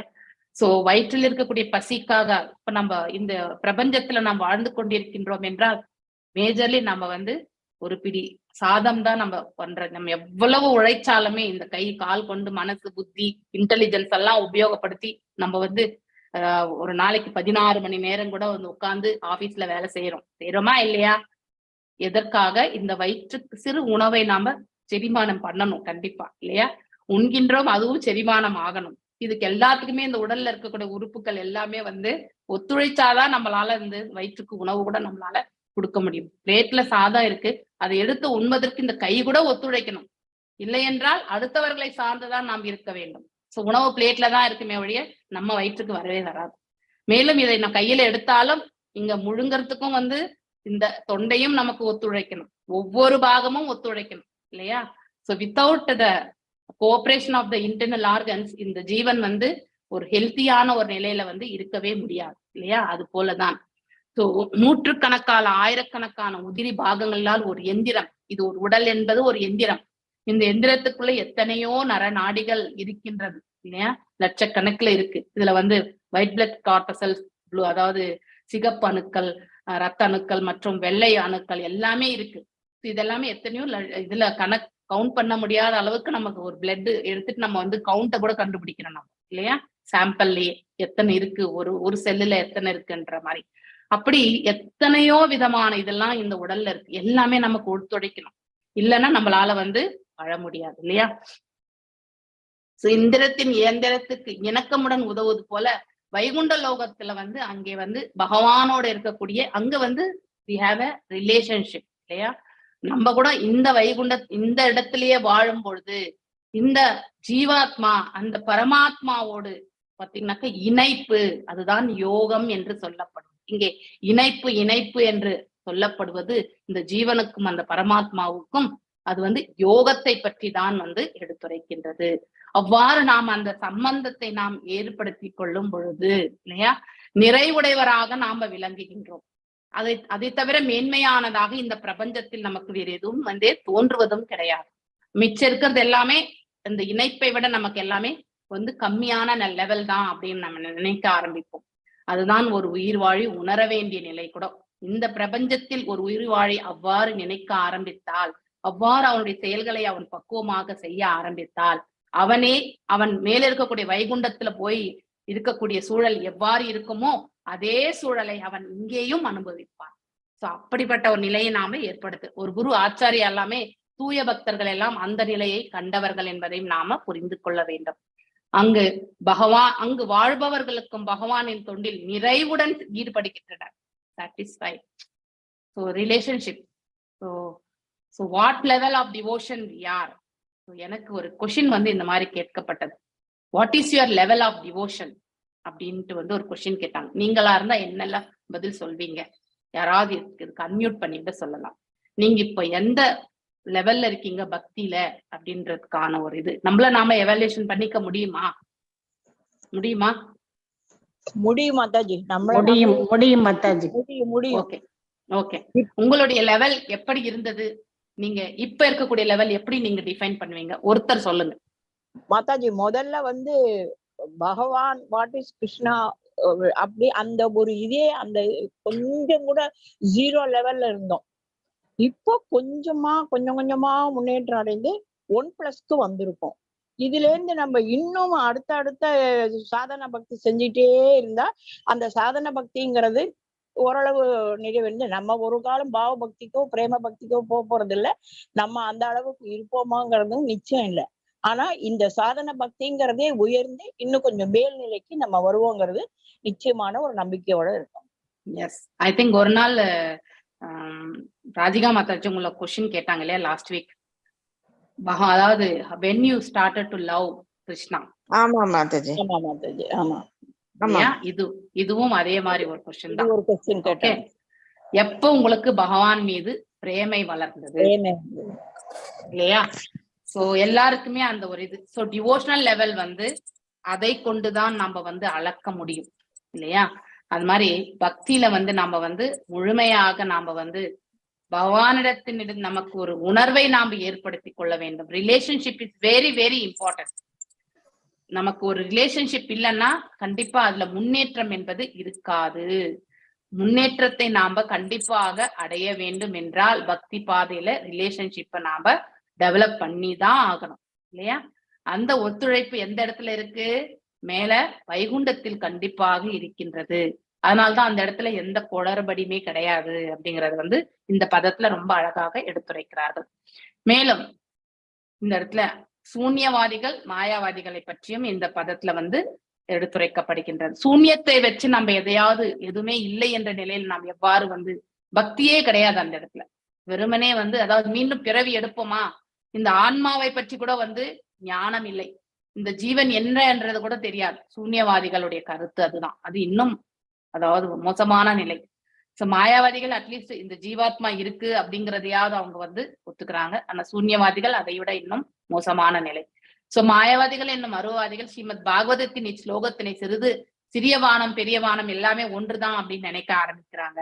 அப்படின்னா இந்த கருத்து இதனுடைய பேக்ரவுண்ட் கருத்து என்னன்னா, ஜீவாத்மா பரமாத்மா ஒன்றுதான். அதாவது ஜீவாத்மாவே பரமாத்மாங்கிற நிலை அப்படின்னா நித்தியமான வஸ்துக்கள்ல இந்த ஜீவாத்மா. சோ அருவவாதிகள் சொன்னது என்னன்னா, அரூபத்தன்மையை பற்றி சொல்லும் பொழுது இந்த ஜீவன் ஒருத்தன் தான் இந்த உடல், அவனே பிரம்ம நிலை எய்தும் பொழுது அவனே இறைநிலையை அடைகின்றான் அப்படிங்கறத வந்து சொல்றாங்க. ஆனா இறைநிலை வந்து குவாலிட்டியில மட்டும்தான் இறைநிலை ஆக முடியுமே தவிர குவான்டிட்டியில வந்து கண்டிப்பா ஆக முடியாது இல்லையா? நாம் என்றைக்குமே கடவுள் ஆக முடியாது. கடவுள் தான், நாம உயிர் வாழிகள் தான். இந்த வேறுபாடை நாம கண்டிப்பாக புரிந்து கொள்ள வேண்டும் இல்லையா? பெரிய வானம் சிறிய வானத்தோடு ஒன்றாகாது. பல்வேறு அதாவது சிறிய வானங்கள் எல்லாம் வந்து பாத்தீங்கன்னாக்கா அவருடைய பின்ன பகுதிகள் இல்லையா. எவ்வாறு நாம் எல்லாருமே சிறிய வானங்கள் தான், ஆனால் பெரிய வானம் என்பது பகவான். இது ஆத்ம நிலையிலிருந்து சொல்லணும், உடல் ரீதியா கிடையாது. நம்முடைய ஆத்மாவுடைய அளவு என்ன? 10,000ல் ஒரு பகுதி தலைமுடியுடைய நுனி இல்லையா. பகவானுடைய ரூபத்தினுடைய அளவை நம்மளால மெஷர் பண்ண முடியாது. இட் இஸ் இன்கன்சீவபிள் இல்லையா. சோ அளவு அச்சிந்த பேத அபேத தத்துவம் என்பதை பற்றி நாம் இந்த இடத்துல புரிந்து, we are one and the different இல்லையா. எதோட நாம ஒன்றாக இருக்கின்றோம்? ஆத்மாவுடைய நித்தியமான நிலையும் பரமாத்மா நிலையும் வந்து நித்தியமானது. அந்த நித்தியம் எனக்கூடிய எட்டர்னல், அதுலதான் நாம வந்து ஒன்று. we are one, that is same, one and the same. ஆனா அதுல அளவில நம்ம பார்க்கும் பொழுது it is different இல்லையா. அபேதம் என்பது எட்டர்னல்ல, பேதம் என்பது எந்த இடத்துல வருதுன்னா அளவினால. அவர் இன்கன்சீவபிளா இருக்கார். நம்ம இந்த குறையுடைய இந்த புலன்களால அவருடைய ஆற்றலை வந்து நம்ம வந்து அளக்கவே முடியாது. சோ அந்த ஒரு இதுல நாம கண்டிப்பாக புரிந்து கொள்ள வேண்டும். எஸ் வடிவுகரசி மாதாஜி, நீங்க என்ன கை உயர்த்திருக்கீங்க? கிருஷ்ண மாதாஜி, பஞ்சாங்க பிரணம் மாதாஜி. மாதாஜி, சூன்யவாதிகள் பத்தி இன்னும் கொஞ்சம் சொல்ல முடியுங்களா மாதாஜி? அதாவது உருவத்தை நம்பாமல் அருவத்தை நம்புறவங்க மாயாவாதிஸ். அப்ப சூன்யவாதிகள் மாதாஜி? சூன்யவாதிகள் வந்து தே டோன்ட், அவங்களுக்கு இந்த ஆத்ம நிலையை பற்றி கூட தெரியாது. நத்திங், எதுவுமே கிடையாது. சூன்யம் மீன்ஸ் ஜீரோ இல்லையா. தன்னையே மாதாஜி, தன்னையே கடவுளாக நினைப்பவர்கள் இல்லையா மாதாஜி. தன்னையே கடவுள் கூட, கடவுள்ன்ற இதை பத்தி கூட அவங்க வந்து பெருசா கிடையாது, அவங்களுடைய இதுல கிடையாது, கோட்பாடுல கிடையாது. அவங்க வந்து அஹிம்சையை பற்றி ஒன்றுதான் அவங்களுடைய கருத்து. மாதாஜி, ஒரு இதுல நமக்கு சூன்யவாதிகள் இருந்து தன்னையே கடவுளா, இப்ப இந்த கொஸ்டின்ஸ் எல்லாமே சூன்யம். ஆனா கடவுள் ஒன்று இருக்கலாம், ஆனால் அதற்கு வடிவம் இல்லை. அவங்களுடைய விளக்கங்கள் கடவுள் என்பவர் ஒருத்தர் இருக்கலாம், that is also not definite. அதுலயும் வந்து ஸ்ட்ராங் இது கிடையாது அவங்க வந்து. ஓகே, சூன்யம் மீன்ஸ் ஜீரோ. ஜீரோல வந்து நமக்கு அங்க ஜீவாத்மா பத்தி கூட அவங்களுக்கு அந்த கருத்து கிடையாது. அவங்களுக்கு எல்லாம் சூன்யம், அனைத்துமே வந்து சூன்யம் அப்படிங்கிறது வந்து கருத்து அவங்களுக்கு. அந்த இடத்துல என்ன ஆகுதுனாக்கா, இப்போ இந்த கருத்துக்கள், அதாவது பக்தி, அடுத்து வந்து கடவுள், இந்த கான்செப்ட் எல்லாம் எங்க இருந்து வரும்? வேதங்கள்ல இருந்து தான் வரும். வேதங்கள் எல்லாம் பகவான் இருந்தா வரும். அப்ப வேதங்களை பற்றி எதுவுமே அவங்களுக்கு ரெஃபரன்ஸே கிடையாது. முற்றிலுமே வந்து வேதங்களை பற்றி எதுவுமே சொல்லப்பட்டது கிடையாது சூன்யத்துல. எங்க வந்து ஃபியூச்சர்ல வந்து இந்த வேதங்கள் எல்லாமே இல்லாமல் போய்விடுமே என்றுதான் சங்கராச்சாரியார் வந்தார், அதை ரெஸ்கியூ பண்றதுக்காக தான். So everything it is been a reason. எல்லாவற்றுக்கும் ஒரு காரணம்.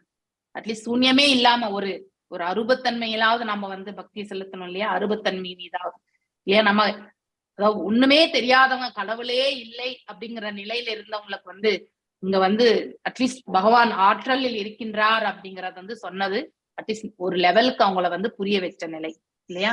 இதெல்லாமே இறைவனுடைய ஏற்பாடு தான். சோ அதனால அந்த இறைவனுடைய ஏற்பாட்டை வந்து நாம கண்டிப்பா நெக்ஸ்ட் லெவல், அதுக்கப்புறம் வந்து பகவானுக்கு ரூபம் உண்டு என்று மத்வாச்சாரியார் வந்தார் இல்லையா. 2 நிலைகளை பற்றி துவைதம் வந்து வந்தது. சோ அத்வைதம், துவைதம், சூன்யத்துல இருந்து அத்வைதம், அத்வைத்துல இருந்து துவைதம். சோ ஒரு லெவல். அஹிம்சை வந்ததற்கான காரணமும் வந்து, சூன்யவாதம் வந்ததுக்கான காரணம், அந்த காலகட்டத்துல வந்து எல்லாருமே வந்து கருணையின்றி பலி கொடுத்துட்டு இருந்தாங்க. அதை நிறுத்துவதற்காகத்தான் அந்த சூன்யவாதமும் வந்தது. Buddha is also incarnation of the God அப்படிங்கிறதையும் நாம ஃபர்ஸ்ட் கேண்டோலயே வந்து 21 இன்கார்னேஷன்ஸ் பத்தி, அதாவது எத்தனையோ இன்கார்னேஷன்ஸ் பண்ணியிருக்கார், கணக்கே கிடையாது. ஆனா அதுல வந்து ஒரு 21 இன்கார்னேஷன்ஸ் பத்தி நம்ம படிச்சிருக்கோம் இல்லையா. சூன்யவாதிகளோட கொள்கை வந்து அஹிம்சை ஒண்ணுதான் நம்மதாஜி. எஸ், அஹிம்சை ஒன்றுதான். ஏன்னா அந்த பலியை நிறுத்தணும்ன்றதுக்காகத்தான் வந்து வந்ததே. எல்லா காலகட்டத்திலுமே ஒரு சில இந்த காரணங்களுக்காக இது வந்தது அப்படிங்கறத வந்து நாம புரிந்து கொள்ள வேண்டும். மேலும் உண்மையான இப்ப நீங்க போயிட்டு இப்ப வந்து நீங்க வந்து பலி கொடுத்துன்னு இருக்கவங்க கிட்ட போயிட்டு நீங்க yes meat eating is bad அதெல்லாம் நம்ம சொல்லிட்டு இருந்தோம்னா கேட்பாங்களா? இப்போ கண்டிப்பா கேட்க மாட்டாங்க. கொஞ்சமாவது பக்தி இருக்கிறவங்க கிட்ட போயிட்டு கடவுள் இருக்கார் அப்படிங்கிற உண்மையை உணர்ந்தவங்க கிட்ட போய் நம்ம சொன்னோம்னா அட்லீஸ்ட் கேட்கறதுக்கான ஒரு வாய்ப்பு உண்டு. ஒண்ணுமே அதாவது பக்தியே அற்ற நிலையில இருக்கிறவங்க வந்து வலியே வந்து மெயின்மையா இருக்கிறவங்களுக்கு வந்து அந்த சமயத்துல இப்ப வந்து நம்ம உடல்ல வந்து ஆரோக்கியமற்ற நிலை இருக்கு. சோ ஒரு சிலது எல்லாமே வந்து மைனர் இஷ்யூஸ் இருக்கு, மேஜர் இஷ்யூக்கு வந்து டிஃபரெண்டா இருக்கும் இல்லையா. ஆனா அந்த மைனர் இஷ்யூக்கு என்ன பண்ணுவோம் அந்த சமயத்துல, அந்த அந்த அந்த மாத்திரை மட்டும்தான் கொடுப்பாங்க. இப்போ ஜுரம் மட்டும்தான் இருக்கு, நமக்கு வந்து பிபி சுகர் வந்து பர்மனன்ட் வியாதி, ஆனா நமக்கு ஒரு ஜுரம் வருது. ஜுரம் வரும்போது என்ன பண்றோம், தற்காலிகமாக அந்த ஜுரத்துக்கான மாத்திரையை வந்து நம்ம கொடுக்குறோம் இல்லையா. அது ஒரு 2-3 நாள் இருந்துட்டு அந்த ஜுரம் போயிடுது. அது மாதிரிதான் அப்ப அந்த காலகட்டங்கள்ல வந்து சூன்யமான ஏதாவது பாத்தீங்கன்னாக்கா பக்தியற்ற நிலை இருந்ததால், பலி என்பது மேன்மையா இருந்ததால், கருணையே சுத்தமா இல்லாம போன காலத்தினால வந்து அந்த சமயத்துல வந்து புத்தர் வந்து அவதரித்தார். அவரும் வந்து இன்கார்னேஷன் ஆஃப் காட் தான். சோ அவர் அவதரித்தனுடைய நோக்கம் என்ன, அஹிம்சை, யாரையுமே துன்புறுத்த கூடாது என்பதை. அங்கே அவர் வந்து கடவுளை பற்றியான கான்செப்ட்ஸ் எல்லாம் எதுவுமே சொல்லல. ஏன்னா அப்போ திடீர் மருந்து அதுதான். இப்ப ஜுரம் வந்திருக்குன்னா அதுக்கு வந்து ஒரு கால்பால் இல்லைன்னா ஒரு டோலோ கொடுத்தா அது நிக்கும் இல்லையா. அந்த மாதிரி ஒரு நிலைக்கு தான் அவர் வந்து you have to arrest that infection, இல்லைன்னா அது வந்து இன்னும் பெரிய லெவலுக்கு போகக்கூடிய ஒரு நிலைக்கு வரும் இல்லையா.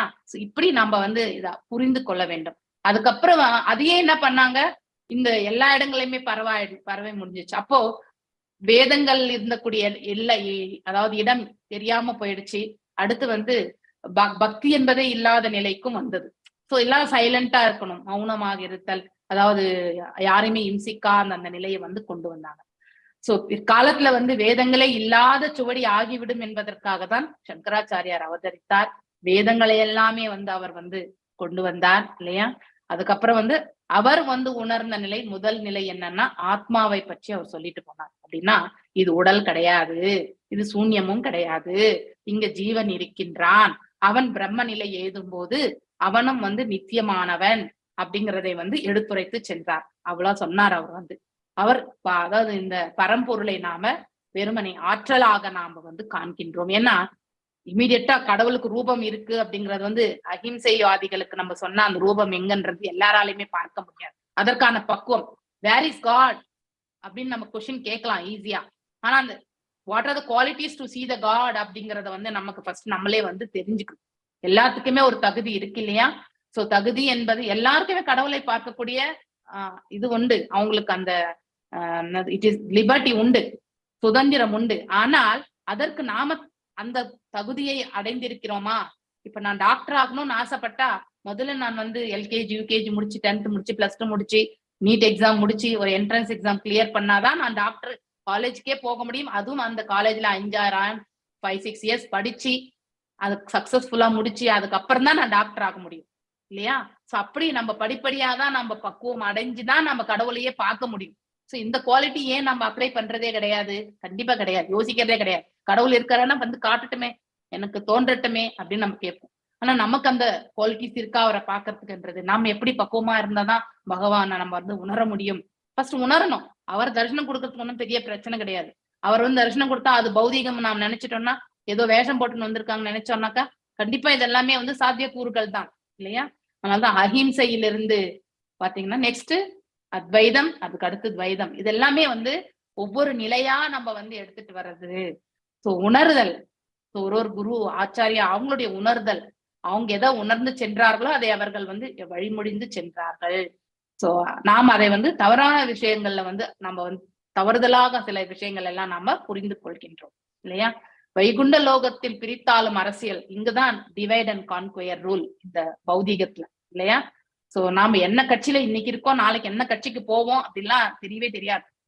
எல்லாமே பௌதிக லாபத்திற்கு தான்.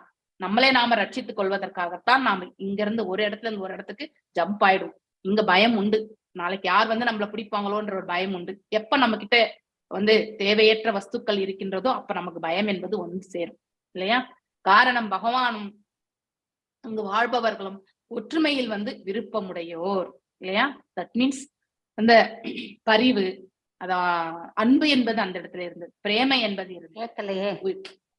ஹரே கிருஷ்ணா மாதாஜி. கேட்கல மாதாஜி. எல்லாருக்கும் கேட்கலையா? எனக்கு உங்களுக்கு மட்டும் தான் கேட்கலையா? கேக்குது மாதாஜி, எங்களுக்கு எல்லாம் கேட்டது, இப்பதான் கேட்டது மாதாஜி கேக்குது.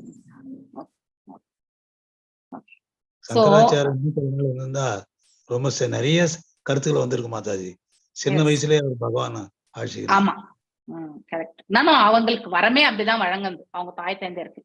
முட்டாளா நிறைய நாட்கள் வாழக்கூடிய குழந்தை வேண்டுமா, இல்லை ஞானமோட குறை ஆயுள் கொண்ட குழந்தை வேண்டுமா என்று கேட்ட பொழுது முட்டாளா அதிக ஆண்டுகள் வாழ்ந்து என்ன பிரயோஜனமும் கிடையாது இல்லையா. அதனால ஞானமுள்ள குழந்தை அதாவது குறைந்த காலம் வாழ்ந்தாலும் பரவாயில்லை அப்படிங்கிற ஒரு ஆப்ஷனை வந்து அவங்க தாய் தந்தையர் வந்து ஏற்றார்கள். அதனாலதான் அவர் வந்து குறைந்த நாள் இருக்க வேண்டிய ஒரு சுச்சுவேஷன். எல்லாத்துக்கும் காரணம் உண்டு, அது எல்லாம் பகவானை தான் செயல்படுத்துகிறார் இல்லையா. உயிர்களுக்கும் பகவானுக்கும் இடையே உள்ள இணக்கம், த ரிலேஷன்ஷிப் வந்து மாயை என்பது, இணக்கமின்மையே மாயை என்பதாகும். ரிலேஷன்ஷிப்பே இல்லைன்னு சொல்றதே அதுவே மாயை தான் இல்லையா. நமக்கு ஒன்றோடு வந்து இணைப்பு இல்லை, நமக்கு அதன் மனதுல ஈர்ப்பு இல்லை என்றால் அங்கு வந்து இணைப்பு இல்லை என்று பொருள். அப்ப பகவான் மீது நம்ம பக்தி கொள்ளும் பொழுது அங்கு இணைப்பு இல்லை என்று ஆகுமா? கண்டிப்பா கிடையாது. அதுவே வந்து நாம சொல்றதெல்லாம் மாயை என்பது நாம புரிந்து கொள்ள வேண்டும். வைகுண்டம் என்பது இருவருக்கும் இடையுள்ள இணக்கத்தினை குறிப்பதாகும். உண்மையில் அனைத்து உயிர்களும் வசதிகளும் அங்கு உண்டு, எல்லா வசதியுமே உண்டு. ஏனெனில் அவரே பரம உயிராவார். ஆயினும் மூட ஜந்துக்கள் உண்மையில் பரம உயிரின் கட்டுப்பாட்டின் கீழ் இருந்த போதிலும் அவரது இருப்பினை மறுக்கின்றன இல்லையா. அவர் நம்ம இருதயத்திலே இருக்கார், நம்மளை இயக்கி கொண்டிருக்கிறார் அப்படிங்கிற உண்மையே நாம உணர்றது கிடையாது. இந்நிலைதான் மாயை எனப்படுகின்றது. ஏன்னா we are refusing the presence of the பரமாத்மா. இந்த இருதயத்துல பரமாத்மா இருக்கின்றார் என்பதையே நாம புரிந்து கொள்வது கிடையாது. இந்த இடத்துல ஜீவன் இருக்கின்றான், ஆனால் எவ்வாறு அவன் இயங்கிக் கொண்டிருக்கின்றான், எல்லாம் வல்ல இறைவனால் அவன் இயங்கிக் கொண்டிருக்கிறார் என்ற கருத்தை நாம வந்து புரிந்து கொள்வதே கிடையாது. அவர்கள் எல்லாம் சூன்யம், இது வந்து முதல்ல.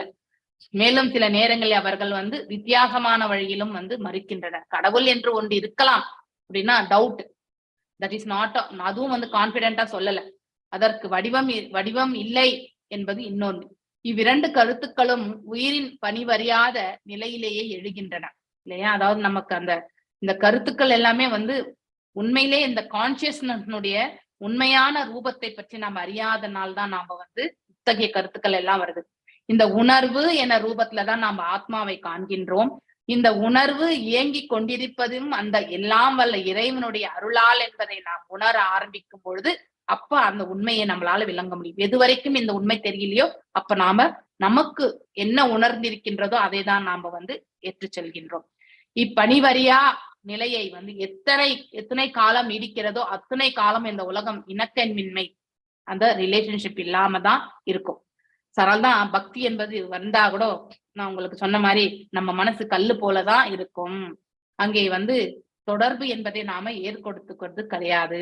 we should establish the relationship. அந்த ஜீவாத்மாவும் பரமாத்மாவுக்கு இடையில வந்து ரிலேஷன்ஷிப் கண்டிப்பா இருக்கணும். அதுதான் அந்த பாவத்தை நாம வளர்த்து கொள்ள வேண்டும். அந்த பாவத்தை எவ்வாறு வளர்த்து கொள்ள முடியும்? பிரசாதத்தை ஸ்வீகரிக்கிறது, அதே மாதிரி பக்தர்கள் கூட்டத்தோடு இணைந்து இருக்கிறது இல்லையா. சோ ஒரு குருனுடைய அனுகிரகத்தை பெறுவது, இதெல்லாம் நமக்கு அது உதவும். ரிலேஷன்ஷிப் இணக்கமும் இணக்கமின்மையும் ஒரு குறிப்பிட்ட இடத்தின் சட்டம் மற்றும் ஒழுங்கை வைத்தே உணர்ந்து கொள்ளப்படுகின்றது. இது கரெக்டான வார்த்தை. மேல இருக்கக்கூடிய சட்டத்திட்டங்கள் வேறு, இங்க இருக்கக்கூடிய சட்டத்திட்டங்கள் வேறு. இங்க பௌதிகத்தோடு வரையறைக்கப்பட்டிருக்கின்றது, அங்கே ஆன்மீகத்தோட வரையறைக்கப்பட்டிருக்கு. இது நாம கண்டிப்பா புரிந்துக்கலாம். சமயம் என்பதே பரமபுருஷ பகவானின் சட்டம் மற்றும் ஒழுங்காகும். ரிலீஜன் என்பது தர்மம். சோ தர்மம் தான் பகவானுடைய கோட்பாடு கூட இல்லையா. அந்த தர்மத்திற்கு வந்து ஆதாரங்கள் என்னன்னா நம்ம வந்து கருணை இல்லையா, தவங்கள், அடுத்து வந்து தூய்மை, அடுத்து வந்து இந்த 4 கோட்பாடுகள் ரிலேஷன்ஷிப் இதெல்லாமே பார்க்கும்போது நாணயம், ஹானஸ்ட் இல்லையா. இந்த 4மே வந்து தர்மத்தினுடைய கோட்பாடுகள். இது பகவானுடையது. நம்ம ஃபர்ஸ்ட் கேண்டர்ல கூட நம்ம அதை தான் படிக்கிறோம். எருதனுடைய 4 கால்கள், இப்ப வந்து ஒரே ஒரு கால் நம்ம வந்து அட்லீஸ்ட் இந்த வாய்மையில உட்கார்ந்துட்டு இருக்கோம். எப்ப அந்த காலம் விழுந்துரும்னு நமக்கு தெரியாது இல்லையா. சோ ஸ்ரீமத் பகவத்கீதையில் நாம் சமயம் என்பதற்கு பொருள் பக்தி தொண்டு அல்லது கிருஷ்ண உணர்வு என்று பார்க்கின்றோம் இல்லையா. பரிந்துரைக்கப்பட்ட கடமைகள் தான் வந்து சமயம் அந்த இடத்துல இல்லையா. ரிலீஜன் என்பது தர்மம் என்பது பரிந்துரைக்கப்பட்ட கடமைகள். அந்த பரிந்துரைக்கப்பட்ட கடமைகள் நாம எவ்வாறு செய்ய வேண்டும்? பக்தி கொண்டு செய்ய வேண்டும். இதுதான். அவ்வாறு செய்யும் பொழுது கர்ம பந்தனத்திற்கு நாம ஆட்கொள்ளப்படுவதில்லை. மேலும் வந்து மீண்டும் பிறவாத ஒரு நிலையை நாம் எய்துவதற்கான மார்க்கத்தை அது இட்டு செல்கின்றது என்பதை பகவத்கீதையில நாம படிக்கிறோம். அது எவ்வாறு செய்யணும்ன்றதையும் பகவான் வந்து 9th சாப்டர்ல அர்ஜுனருக்கு எடுத்துரைக்கிறார் இல்லையா. 9.26 எதெல்லாம் வந்து நீ வந்து பக்தியா கொடுக்கலாம் இல்லையா? பத்திரம் புஷ்பம் பலம் தோயம் இல்லையா? சோ ஒரு நீரோ இலையோ பழமோ பூவோ வச்சாலே எனக்கு போறோம்னு பகவான் சொல்றார். அடுத்து நெக்ஸ்ட், நீ எதையெல்லாம் 9.27ல எத் கரோஷி எத் அத்னாஷி இல்லையா? நீ எதையெல்லாம் செய்கின்றாயோ, நீ எதையெல்லாம் வந்து உண்கின்றாயோ, நீ எதையெல்லாம் படைக்கின்றாயோ எல்லாவற்றையும் எனக்கு அர்ப்பணமாக செய்யின்னு சொல்றார். This is how we have to do. இது மாதிரிதான் நாம வந்து நம்முடைய பௌதீக செயல்களையும் நாம் இவ்வாறு தான் செய்ய வேண்டும். அப்பொழுதுதான் வந்து அது பக்தியோடு இணைகின்றது. அப்ப நமக்கு அந்த பலன்கள் மீது இருக்கக்கூடிய பற்றுதலை நாம விளக்கறதுக்கான மார்க்கம் கிடைக்கும். எது வரைக்கும் காட் சென்ட்ரிக்கா நம்ம செய்யலையோ அது வரைக்குமே வந்து பலன்கள் மீதுதான் நம்ம பற்றுதலை கொண்டிருப்போம். அப்ப பலன்கள் மீது நம்ம பற்றுதல் கொள்ளும் பொழுது ஆட்டோமேட்டிக்கலி அதற்கு கர்ம பந்தனத்திற்கு நாம ஆட்கொள்ளும். மீண்டும் மீண்டும் வந்து இந்த பிறவி சக்கரத்துல நாம சுழண்டு கொண்டுதான் இருப்போம். ஓகே, சோ கிருஷ்ணர் கூட அதான் சொல்ல, புறச்சமய அறநெறிகள் அனைத்தையும் விட்டு விட்டு என்னை சரணடைவாயாக இல்லையா? அதாவது வர்ணாசிரமம், கர்ம யோகம், ஞான யோகம், தியான யோகம், இது எல்லாம் விடுத்து, இதெல்லாம் இந்த இடத்துல நிகழக்கூடிய செயல்கள் தான் mystic yogis. So mystic yogis பாருங்க, அவங்க வந்து கூடு விட்டு கூடு பாய்வாங்க, அவங்களுக்கு பவர்ஸ் உண்டு இல்லையா? அவங்க யூட்டிலைஸ் பண்ணுவாங்க. ஆனா அது எல்லாமே அவங்க செய்யக்கூடிய அந்த ஆஸ்டாரிட்டிஸ்ல இருந்து வரக்கூடிய பவர்ஸ். அது இட் இஸ் லைக் நம்ம வந்து சேகரித்து கொண்டிருந்தாலுமே ஒரு புறம் உபயோகப்படுத்தினால் இந்த பௌதிகத்துலதான் அவங்க உபயோகப்படுத்துறாங்க இல்லையா? பௌதிகத்துலதான் அவங்க உபயோகப்படுத்துறாங்க. அந்த பௌதிகத்துக்கு உபயோகப்படுத்துறதுனால என்ன லாபம்? ஒன்றும் லாபமும் கிடையாது இல்லையா? சோ இந்த எனர்ஜி லெவல்ஸ் இங்க குறைய ஆரம்பிக்கும் போது மீண்டும் அதை அவங்க they have to increase that. So mystic யோகம் அப்படிதான் வேலை செய்யறது. அதனால அது எல்லாமே வந்து ஒரு புறம் நீ அங்க வை. அதுவே அந்த மிஸ்டிக் யோகத்தை வந்து பக்தியினால வந்து பக்திக்காக நம்ம உபயோகப்படுத்தணும்னா that is the great thing. அனைத்துமே வந்து கர்மமும் வந்து பக்தியில நிறைவடைய வேண்டும், ஞானமும் வந்து பக்தியில நிறைவடைய வேண்டும், அஷ்டாங்க யோக பயிற்சிகளும் வந்து பக்தியில, அதாவது தியானத்திலயும் வந்து பக்தியில வந்து நிறைவடைய வேண்டும். இது எல்லாமே வந்து பக்தியில நிறைவடைந்தால் மட்டும்தான் நாம வந்து அதாவது நாம் செய்யக்கூடிய காரியங்களுடைய அந்த பந்தத்திலிருந்து நாம விடுதலை அடைய முடியும். இல்லை என்றால் கண்டிப்பாக கர்ம பந்தனத்தில் நாம சுழண்டு கொண்டிருக்க வேண்டியதுதான். சர்வ தர்மான் பரித்யஜ்ஞம் மாம் ஏகம் சரணம் ரஜான்னுட்டு அர்ஜுனருக்கு எதற்கு சொன்னார்? நீ வந்து கடமை செய், பலனை எதிர்பார்க்காதே, பல நாள் நீ அவஸ்தப்படுவாயின்னு நீ நினைக்காத, உன்னை பாவ விளைவிலிருந்து நானே விடுவிக்கிறேன், எழுந்து நின்று நிமித்த மாத்திரம் போர் புரிவாயாக அப்படின்னு தான் சொல்லியிருக்கார் அர்ஜுனருக்கு இல்லையா? சோ அவரே பரமபுருஷ பகவான் என்று முழுவதும் உணர்ந்து அதற்கேற்ப செயல்படுவானினில் அதுவே உண்மையான சமயமாகும். That is a true religion அப்படின்னு சொல்லிட்டாரு. இதற்கு எதிரானவை எல்லாமே சமயத்திற்கு ஆப்போசிட். எதெல்லாம் நம்ம பௌதிக லாபத்திற்கு செய்யறோமோ அது எல்லாமே is opposite to the religious principles அப்படிங்கிறதையும் வந்து நாம புரிந்து கொள்ள வேண்டும். அல்லது புறம்பானது என்றால் அது மெட்டீரியலிஸ்டிக் இன்ட்ரெஸ்ட்ல செய்யறதுன்றது அர்த்தம் இல்லையா? ஆன்மீக உலகில் கிருஷ்ண உணர்வின் சமய அறிஞர் இணக்கமா, அங்க வெறுமனே கிருஷ்ண உணர்வு மட்டும்தான், அங்க வெறுமே சமயம் என்பது தர்மம், அங்கே வந்து பகவானுக்கு நித்திய தொண்டு புரியறது, அது ஒண்ணுதான் அங்க. அதனால அந்த இடத்துல எந்த ப்ராப்ளமும் கிடையாது. ஆகையினால் அது வைகுண்டம் என்று அழைக்கப்படுகின்ற அதே கொள்கைகள் இங்கும் முழுவதும் நாம வந்து அல்லது ஒரு பாகமாக அனுசரிக்கப்பட்டது என்றால் இதுவும் கூட ஒரு வைகுண்டமாகத்தான் மாறும் இல்லையா?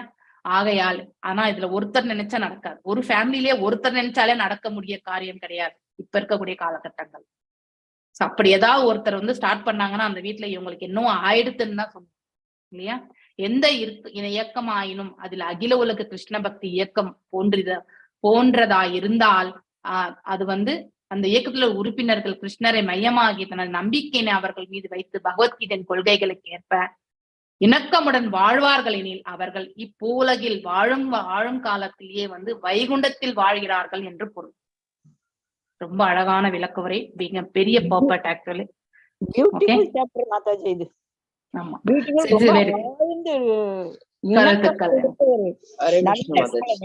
ஹரே கிருஷ்ண மாதாஜி. ஹரே கிருஷ்ணா. ஹரே கிருஷ்ணா மாதாஜி. பஞ்சகல்பதாருभ्यश्च कृपसिन्धुभ्यश्च पतितानां पावनेभ्यो वैष्णवेभ्यो नमो नमः. अनंत कोटि वैष्णव वृंद की जय. नामाचार्य हरिदास ठाकुर की जय. हरे कृष्णा कृष्ण कृष्ण हरे हरे, हरे राम राम राम हरे हरे.